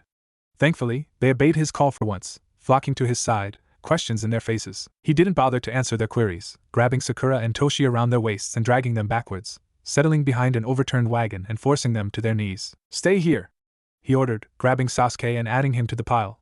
No, I mean it. This just got very dangerous, and I promise you, if you try to fight this battle, you will die. This time you will obey me, and you will stay right here. Not giving them any chance to protest, Kakashi bolted back out to the fight, rapidly bundling the circus folk out of the way, forcing them together and guiding them to relative safety. Finally, it seemed most of the people he was employed to protect were reasonably safe and Kakashi was free to turn back to watch the destruction. The missing Nin had obviously decided to cut their losses and flee, and were scrambling to evacuate. Kakashi watched as Naruto chased and attacked them one by one, following a fairly primal pattern of leaping onto their backs and tearing at their vulnerable throat and gut, leaving them in pieces by the time he felled them. It was over suddenly, and what seemed like too quickly. Kakashi estimated that around half of the attacking force had managed to escape, and blinked in surprise at the way Naruto didn't stray out of sight of the circus party. just chasing the enemy to some invisible limit in an attempt to kill them before they crossed it. When it was done, Naruto slowly turned in a circle, head swaying back and forth as he searched for survivors. He crept, still on all fours, past the remains of his victims, sniffing each one as if to confirm that it was dead. Eventually, his circuit brought him face to face with Kakashi, and the Hatake tensed, not quite sure if he needed to be ready to fight off the boy or not. Naruto settled back on his changed haunches and watched him with those knowing red eyes, blood covering him and dripping from his golden hair. It took a moment for Kakashi to realize he was waiting, and swallowed the fear in his throat nervously. Should he? It was worth a shot, right? Enough, Naruto, he said more firmly than he felt. I want you to stop now. The effect was instantaneous. Blue flooded back into his eyes, mingling with the red to form the odd mixture Kakashi was used to, and the boy's features became instantly more human, back to what they were before the attack. For a moment, a split second, they stared at each other, before Naruto crumpled forwards, collapsing face down in the dirt with a moan, and lay still. Very, very carefully, Kakashi crouched next to him and tentatively placed a hand on his head, then shifted it down to take the kid's pulse. His heart was beating, so he carefully rolled Naruto over onto his back, ignoring the protesting whimper and the way Naruto attempted to curl up. He seemed to be asleep. Exhausted, maybe drained? Gathering Naruto's form up in his arms, he stood warily and called to the others in general. Okay. Show's over, people, we can keep moving. Everybody up, let's go. Slowly, movement stirred around him as people began creeping out of their hiding places. In a wave of pink, Maro scrambled out from under a wagon and trotted to join Kakashi. What the hell was that, ninja? He demanded. Kakashi adjusted Naruto in his arms. Naruto has a unique gift, he said guardedly. I'll say, scoffed Maro. More like he's half animal. Now, it's not escaped my notice he hasn't done much of anything around here, and I definitely think a feral half-human like that would be a nice addition to my show. How'd you make him turn it on? Turn it on? Kakashi snapped, his nerves frayed to breaking point by the battle. Naruto is not a radio, or a performing poodle. And as for not much of anything, take a good look around you. See the 4 butchered Nuknin? Naruto did all of that. With an angry huff, he left to check on his other students, leaving Maro scowling amongst the carnage. Sarutobi was just about to finish the 3rd draft of an official announcement concerning the policing of water access, and various legislative changes thereof which had been due to be released Tuesday last week. With a bit of a sigh, he moved to dip his brush into his inkwell to add his signature on the tail of the scroll. Once he did that, this stupid thing would be done and dusted, ready for distribution. The brush ducked into the neck of the glass inkwell, and came up just as dry as it had entered. Sarutobi checked the small glass bottle and realized that yes, he had run out of ink. Oh, for the love of Akirai! He raised his voice to call for the chunin just outside the door.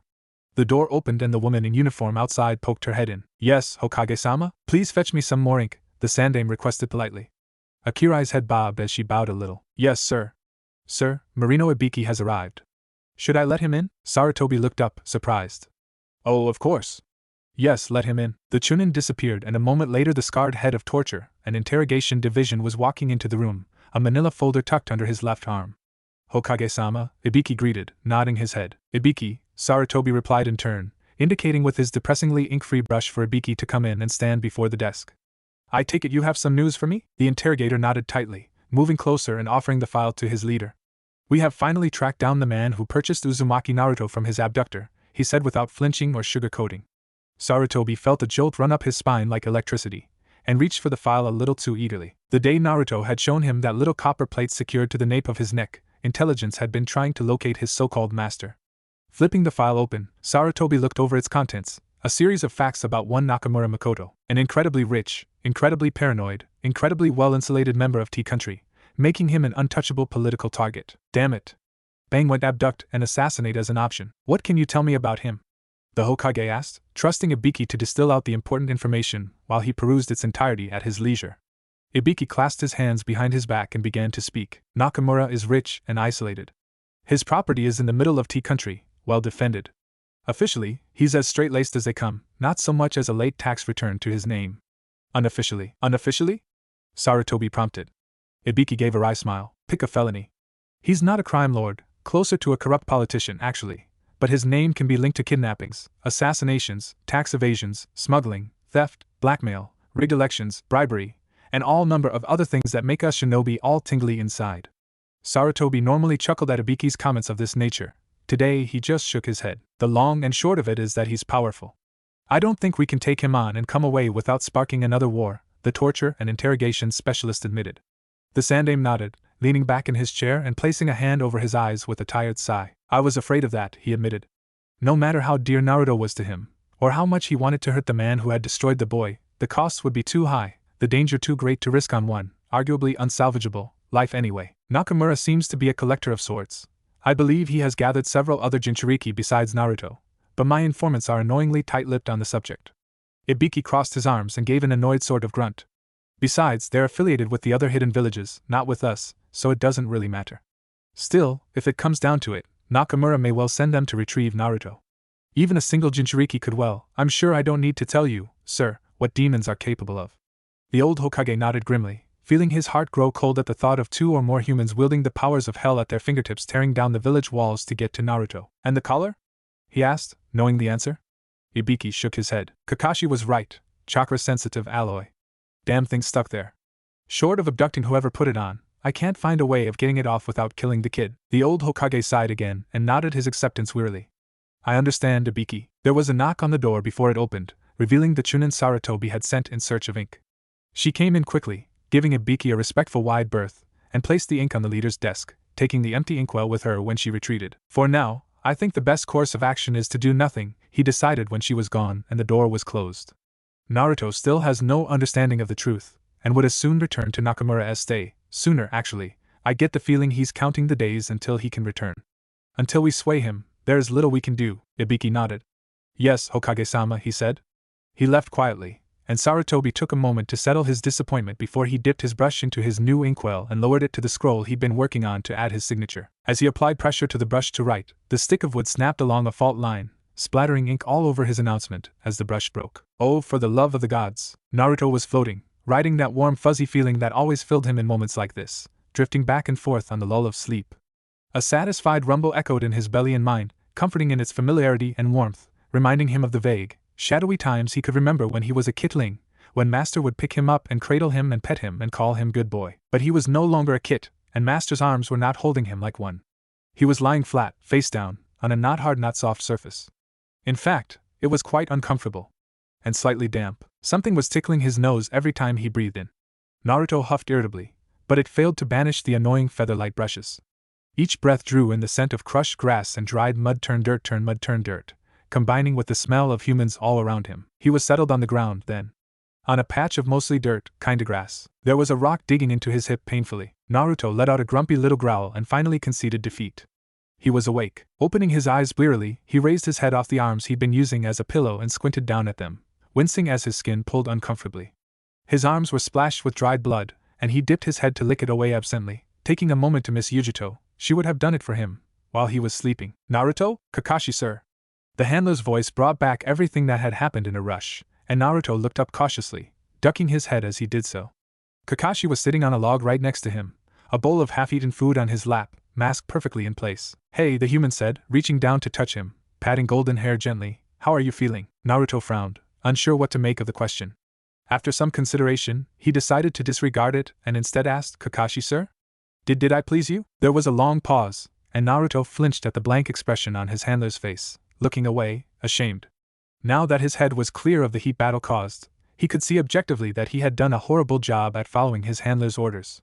He hadn't been able to obey the one command he'd been given, to get around behind the attacking force, trap and destroy them. He knew at least half of them had escaped. Kakashi sir was probably greatly disappointed. Naruto Kakashi sir sounded distant, almost muffled. Naruto flinched, ashamed of his conduct. You think that? I'm sorry! Naruto burst out, cringing down onto the ground, so his chest was flush against the dirt. I'll do better next time, I promise. I was trained better than this, I promise. He was feeling vaguely hysterical, truth be told, knowing that he was most likely going to be punished, or at the very least forced into some harsh training for this little incident. You were trained as an assault weapon. Kakashi sir's tone didn't seem to be directed at him anymore. It was quiet and sad. To follow orders in a battle, Naruto. Abruptly, his tone changed to something commanding. You did well. I am proud of your performance. Naruto sagged with relief, going back to licking away the traces of the fight. He almost didn't hear Kakashi sir's quiet sigh as the human stood and moved to fetch a wet cloth. Naruto frowned with confusion, and truth be told, no little irritation, as the strange pink man prodded him through the bars of the cage again. He was muttering something about turning it on, but Naruto had no idea what he meant. Humans were so weird, and while the stick was annoying, it wasn't like it was doing any damage. Ow! He yelped, as the next poke turned sharp very abruptly, and his scowl deepened as he swatted away the knife. Okay, this human is seriously asking for it. His dark side snarled, and Naruto froze, backing quickly away from the next poke and fighting desperately to remain in control. This was one of the humans he wasn't allowed to hurt. He couldn't hurt this one, it was important. Oh. That one really hurt. Grr. Naruto felt his dark side bubble up and narrowed his eyes angrily at the stupid human who was jabbing at him with the hated stick that is also a knife. The handlers at home had used one on Murasu frequently when he got dangerous. Maro Master prodded him again and he yelped, before shoving himself against the bars of the cage he'd been shoved into, making the whole box wobble. The man mumbled something, maybe getting there, but it was hard to understand this human, and Naruto managed to wrestle his dark side away again, mentally equating his internal struggle with forcing the darkness inside a box and sitting on the lid to get it to stay there. Suddenly, there was movement, and Naruto's eyes snapped up to see Kakashi-sir tear the curtain aside. They were in a small tent that had been erected for the animals' cages to be stored in, out of public eye, and push inside, anger roiling off him in tangible waves that made Naruto flinch. There was a moment in which the Jounin just stared at the sight before him, not believing what his eye was telling him, before he stepped forwards with a growl that would make Yujito proud and said in a low, gravelly voice, "What the fuck do you think you are doing?" What followed was a confusing blur to Naruto, as Kakashi-sir assaulted Maro Master, grabbing his pink clothing and slamming him against the cage hard enough that Naruto was certain he heard the crack of a rib or two. Kakashi-sir was snarling, hissing words out in a tangled jumble, killer intent pulsing furiously. "What in hell made you think I'd accept this?" He was snarling, his face barely 3 inches from Maro Master's. "Didn't I make it absolutely clear that you were not to touch this boy?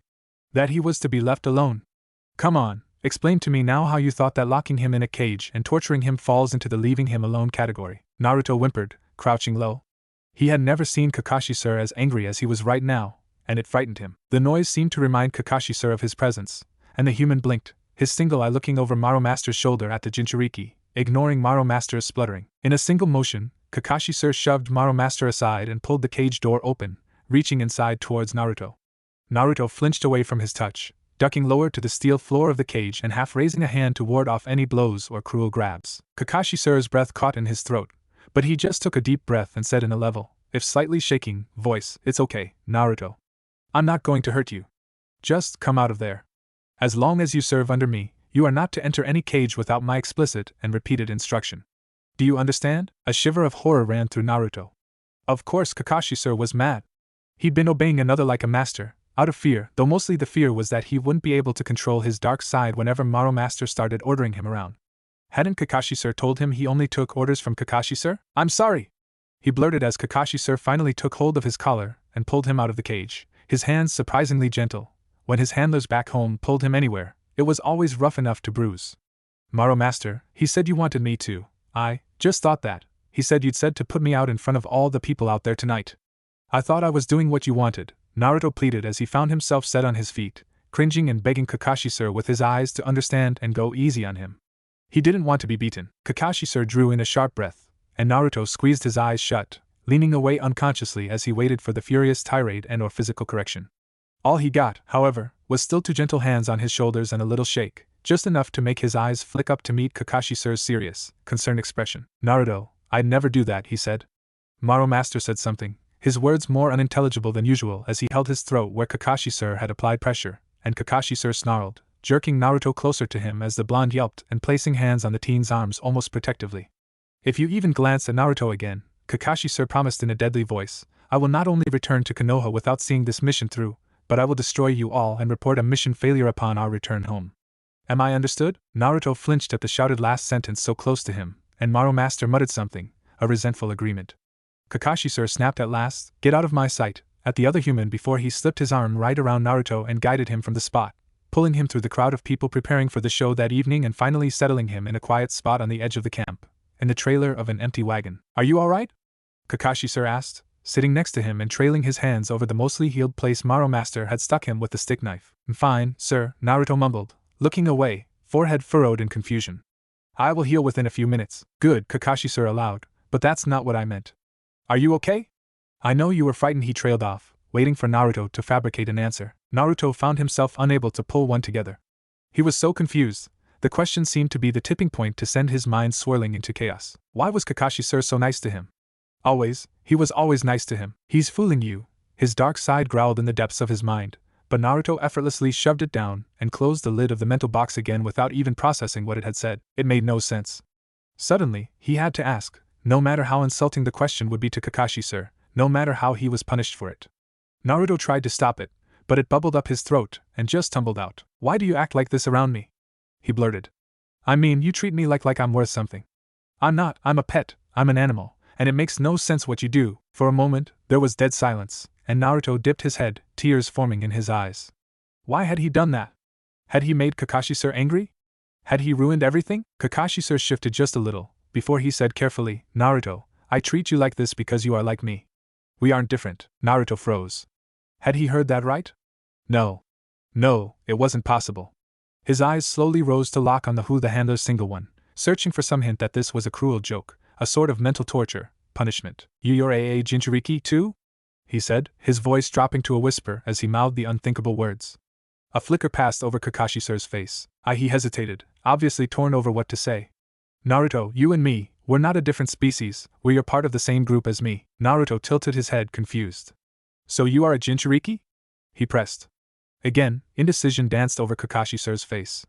For a long moment, he was silent, before he seemed to reach his decision and nodded, once. A jolt ran through Naruto's whole body at the confirmation. But you're a handler, he blurted, actually feeling the world tumble as someone tipped it upside down. Kakashi-sir nodded again. Yes, in Konoha, Jinchuriki are seen as more than animals, Naruto. That's why you sleep indoors and eat human food, they view you, us, as capable of higher thinking, as people. I teach 3 human kids, do you see now? Do you understand? You're like me, Naruto repeated faintly. Kakashi-sir nodded again, hesitating as he debated what to say next, how to handle this. Actually, we're very close to being brothers, Naruto, he said carefully. Your father was my teacher, and he raised me after my father died. My father? Predictably, Naruto sat up straighter at the mention of the man. Then he tipped his head and frowned. What was he treated like? Was he considered a person too? Kakashi-sir blinked. You think your father was a Jinchuriki? He asked. Naruto blinked back. Well, yeah, he said, sounding mystified. Humans were weird, as he reached to tug on his collar. I mean, I'm completely Jinchuriki, not half Jinchuriki, half something else. Kakashi hesitated. He was going to regret asking this, but, Naruto, how do you think Jinchuriki are made? Naruto shrugged, even though his neck began to feel a little hot and bothered, like his collar was too tight and hot. The same way any animal reproduces, I guess, he said uncomfortably. A tom and a bitch, and he demonstrated with a hand gesture, then shrugged again. I don't get it really. The 3 square inches of Kakashi-sir's face that was visible had turned a pinkish color, and he looked away. Good enough, he mumbled. Okay, fine. We'll go with that. Yes, sensei, your father was the same species as both you and me. Naruto nodded, eyes lighting up. You were part of my father's pack, he said, summarizing the other Jinchuriki's cutely human way of talking. Part of my pack, now? He added hopefully, looking up cautiously. Kakashi-sir nodded. If you want, he said, his tone careful. But Naruto, please don't call me sir. Toshi groaned as he opened his eyes to the dawn light streaming in through the tattered curtains. Mornings. He fucking hated mornings. With a heavy sigh, he rolled over and let himself fall out of his lumpy bed, landing on his feet easily. They had returned home yesterday, just after dusk, and Toshi bit down a guilty feeling of regret that they were not still out in the field. He padded out to the kitchen and froze. The window was shattered, letting cold air blow into the room. Dew settled on everything. Carefully avoiding the shards of glass everywhere, he cautiously approached the paper-wrapped rock in the middle of the room that had obviously been the weapon used to cause the damage and lifted it, quickly unwrapping the paper to read what was written on it. Terrorists. Go home. Toshi snorted tiredly. Oh, how original. From the unsteady, misshapen kanji, he'd guessed the vandals were drunk. Again. For a moment, just a moment, tears threatened to form. For just a moment, a tiny sliver of time, Toshi allowed himself to feel the hurt that these stupid attacks caused. Then, he stubbornly shoved it down and sneered. Bastards, he snarled to the empty kitchen as he crumpled the note and set it alight with a quick katan jutsu. Go home? I am fucking home. I was fucking born here. Stupid pricks. Toshi? The teenager turned to see his mother standing in the doorway, hugging herself as she shivered with cold. Toshi felt a jolt as he saw her wearing his father's dressing gown. She had been crying. She only ever wore it when she was crying. Her face was thin and unnaturally pale, her eyes glazed with fever. There were dark rings under her eyes, and she raised a slim hand to cover her mouth as she started a series of racking coughs that shook her whole frame. Are you okay? She asked when she was able to speak, her eyes flitting around the trashed kitchen. What happened? What happened? Anger sparked in the boy at the question, and for a moment he wanted to shout, wanted to rage that this was all her fault. For an instant, he hated her big, IWA brown eyes and her accent that marked them, as outsiders, outcasts. Then she looked away as she began to cough again, and the moment passed. Instantly, Toshi felt sick to his stomach at his own thoughts, and he moved to the sink, lifting a chipped glass and filling it with water before returning to his mother's side. Here, he said, pressing it into her hands. You go back to bed, you're not well. I'll take care of this. It's just kids being stupid again. He tried for a smile, and she smiled sadly back at him, not fooled by his brave words. Reaching for him, she cradled his head in her hands and drew him forward, resting her forehead against his in a gesture of affection. Toshi could feel her temperature raging. That which is built on rock does not crumble, she whispered faintly. Stand firm, my son. Don't tell me that, Toshi pleaded mentally. You're supposed to tell me about the will of fire, or quote proverbs about trees. Out loud he said, go back to bed, Mum, before pulling away and kneeling to begin clearing up the broken glass. He was just duct taping a sheet of cardboard over the window until the glass could be replaced when he heard a noise that was definitely not his mother's quiet but definitely civilian steps. Spinning around, he found himself face to face with Sasa Princess. The Uchiha was leaning against the kitchen doorway like he owned the place, watching Toshi work. Toshi felt himself gearing up defensively. He was already in a bad mood, and today was meant to be a day off. He could not handle any of Sasuke's emo needling today. What did you want? He demanded rudely. This is private property, Uchiha-hime. Sasuke raised an elegant eyebrow. Actually, Mutt, he drawled, this land is rented. From the Uchiha clan. Of which I am the sole survivor. So actually, I am well within my rights to inspect the premises. Toshi growled. He'd known that, of course, but he'd hoped Sasuke hadn't. He could guess why the other Chunin was here. The rent hadn't been paid in 3 weeks now. Their bond was almost used up. Things were tight with money normally, but for the last few weeks they'd been given nothing but D ranks, minimum wage work. Toshi had had to choose between sending rent and buying his mother's medicine. Guess which one he chose. Narrowing his eyes, Toshi waited for his teammate to smugly inform him of his debt, and remind him that he had a week to somehow come up with a month's worth of rent before his family was turfed out on the curb. He wasn't going to start the conversation, he wasn't going to roll over and show his belly to this bastard. If he was going down, he was going down growling. Sasuke's dark eyes flicked to the missing window, then skittered over the bare, slightly dirty kitchen before returning to Toshi's face. I'm going training, he announced. You coming? Toshi, all ready for a fight, was thrown for a loop. What? He said cluelessly, trying to catch up with the abrupt and unexpected change in topic. Sasuke's eyebrow raised higher. Training. We ninja do that, he said seriously. Are you coming? Sakura's waiting out front, so make up your mind. Toshi hesitated. It was his day off, and they had just gotten back from a week-long mission, but, let me change, I'll be out in 5 minutes, he said decisively. Sasuke pushed off the doorway and made his way back to the front door. I'm timing, he said loftily, not looking back. Take any longer and we'll go without you. Toshi raced through changing, stopped by his mother's room to tell her he was going out, and pass her the right pills for her to take in the morning, and joined the two out the front with 8 seconds to spare. Sakura smiled at him, murmuring a good morning. Sasuke didn't give any indication that he knew Toshi had joined them, just beginning to walk away, obviously heading towards the training grounds. Somehow, though, he didn't need to say anything. Somehow, just being there was enough. Hours later, the three of them were pleasantly tired. The team had started off with some teamwork building drills, in order to scare the pants off sensei when we use our new skills to frisk him and get that damn book once and for all. As Toshi put it happily.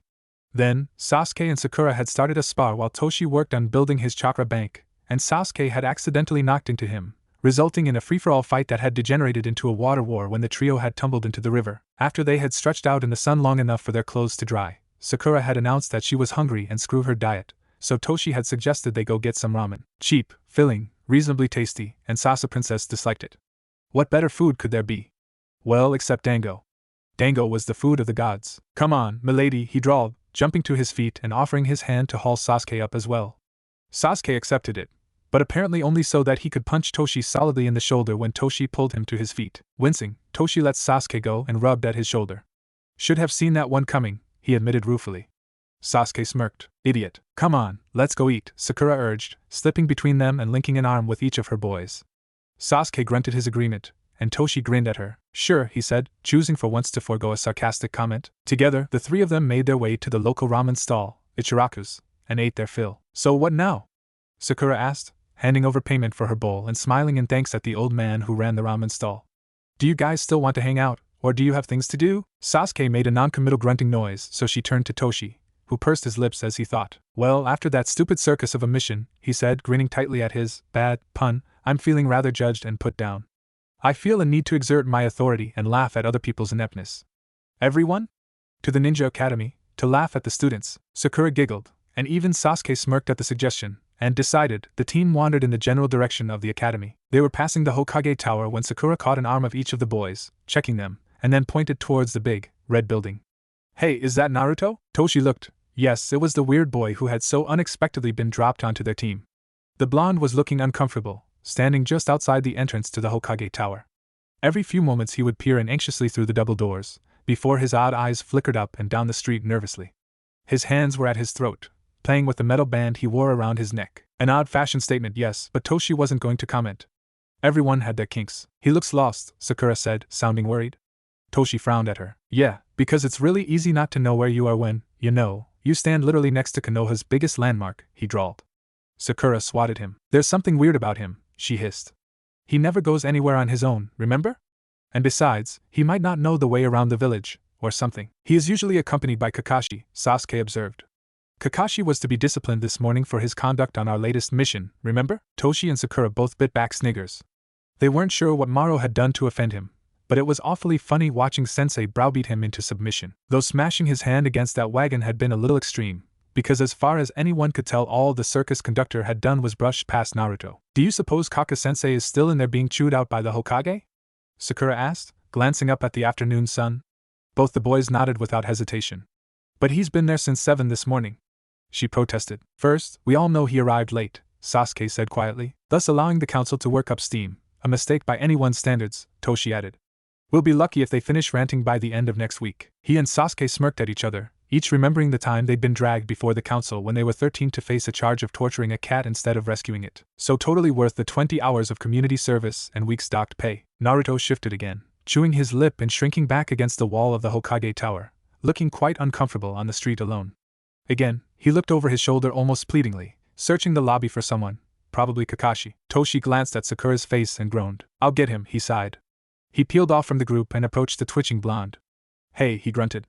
Naruto jerked and spun around to look at him, those disturbingly colored eyes wide. After a moment, he relaxed about half a hair and said, almost curiously, almost cautiously, Toshi-kit? At least, that's what it sounded like.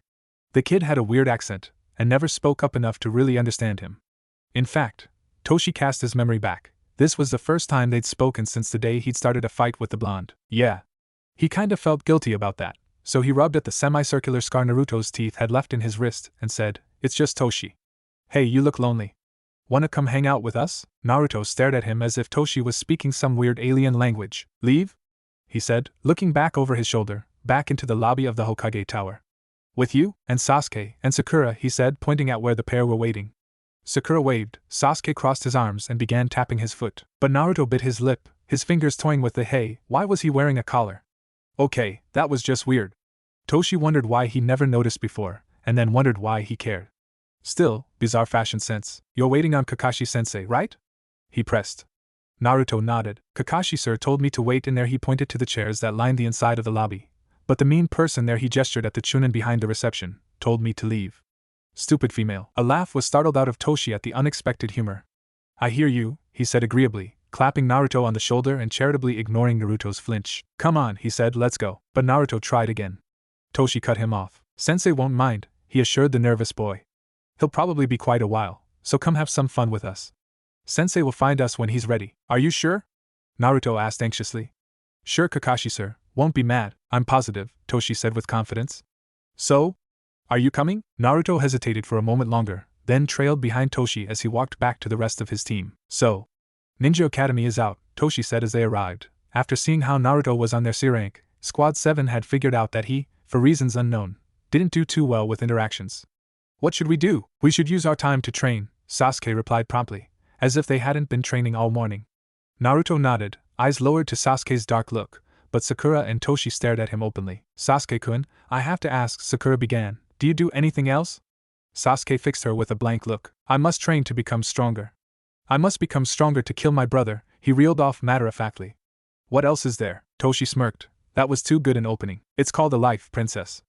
Get one. Kakashi-sir is my kind of brother, Naruto offered, but the kids didn't seem to hear him as the boys began arguing back and forth, eventually exchanging a few blows but limiting their attacks to reflect the fact that they were on a vastly occupied street. The Sakura kid tried to break them up, saying something about, boys, please, we've gotten on so well today. Before sighing and making shooing motions with her hands, herding them down the street. At least take it to a training field, Sakura sighed, watching as the boys dissolved into arguing and mild brawling. Naruto? Come on. We can watch these idiots fight this out and make bets on the outcome. The blonde wore a bemused expression but followed tamely, so Sakura managed to guide these male representatives of her species to the same grounds they had just come from. There was a brief fight, which Sasuke won, pinning Toshi to the ground and twisting his arm behind him until the half-blood cried for mercy and spouted a series of imaginative curses and oaths, all including Sasuke's bloody demise. When Sasuke finally got off him, Sakura spoke up. "What shall we do now?" she asked, her green eyes flickering to where Naruto was watching a butterfly avidly. It was cute how he seemed to be totally fascinated by the insect, but the medic was growing increasingly concerned about the blonde the longer she was in his presence. There was something not right about him. She suspected some kind of mental impairment that made him act as he did, but so far her research to try and find a condition like Naruto's had come up empty. "Naruto?" she asked, gentle as always when she spoke to him. "What would you like to play?" Naruto chewed his lip, looking away. "I don't know any human games," he mumbled quickly. "Let's play poison ball," Toshi shouted, leaping up from the ground and flicking up a soccer ball. There was a startled pause. "Where did you keep that?" Sakura demanded, gesturing at the ball that had materialized. Toshi grinned impishly. "You'll never know," he said mysteriously.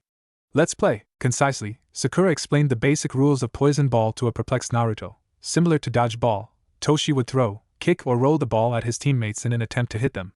If he managed to, he earned a point and the person he poisoned became the next one to attempt to hit people.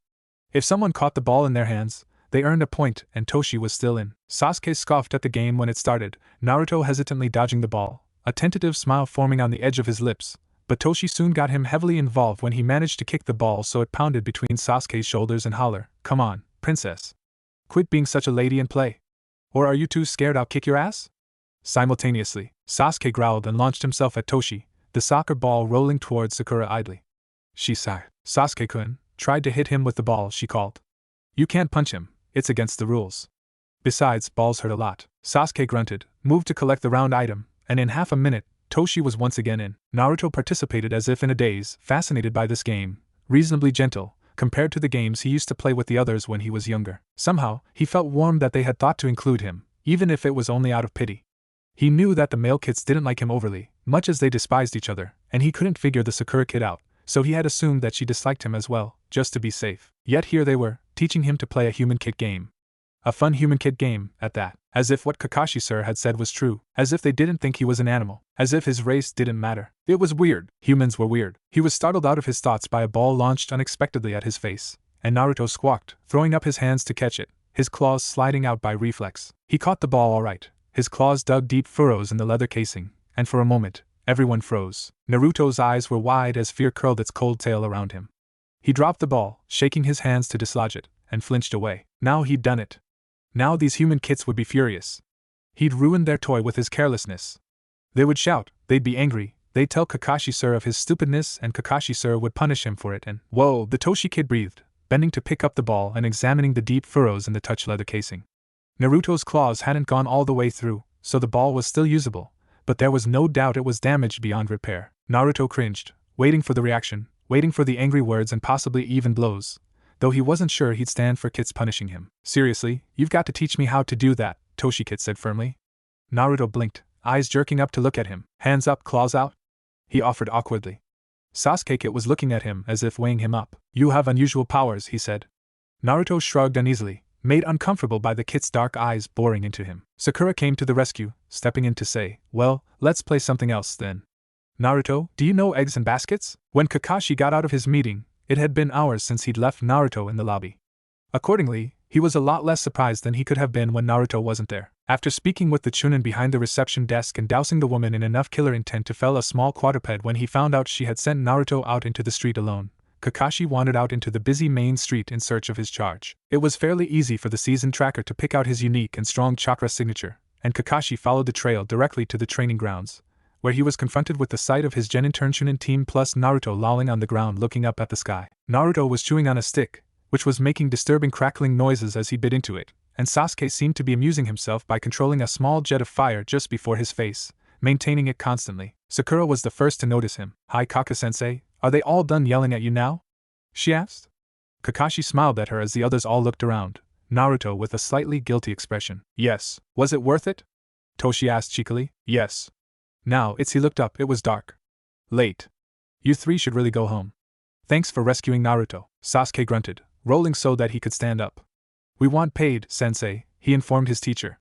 Kakashi smiled. "I'll see what I can do." He plucked Naruto up off the ground and began to steer him home, sighing heavily as, behind him, Toshi and Sasuke started to fight again. Ah well. Some things would never change. Around a week later, after a great many more D-ranks and not enough pay, Toshi wandered into the kitchen to find a stranger pulling the cardboard down off his window. What the hell are you doing? He shouted, a kunai snapping into his hand automatically. The man turned and held up his hands in the universal "don't kill me, I'm harmless" gesture, before reaching carefully for a yellow paper on the bench and offering it to the boy. Toshi snatched the note, glaring, and skimmed his eyes over it, jerking up to the top to read more carefully before he'd even gotten halfway. It was a notice from the man who'd been managing their rent since the Uchiha clan had been massacred. Instead of a notice to leave, like he'd expected sometime this week, it was a carefully worded message detailing that it had been brought to his attention that not all the duties of the lessor were being completed, and that there were repairs that needed to be done that fell under this category. There was also a note adding that as this had been an ongoing problem, Toshi should send in a list of every repair his family had been wrongfully made to pay for, and he would be reimbursed. Apparently, the true owner of the property had assented to allowing the cost to be reduced from his rent. Toshi rolled his eyes, unsure whether to grin, sigh, or hunt down a certain landowner and sock him in the mouth. Bastard, he whispered, laying the note back on the counter and turning to leave.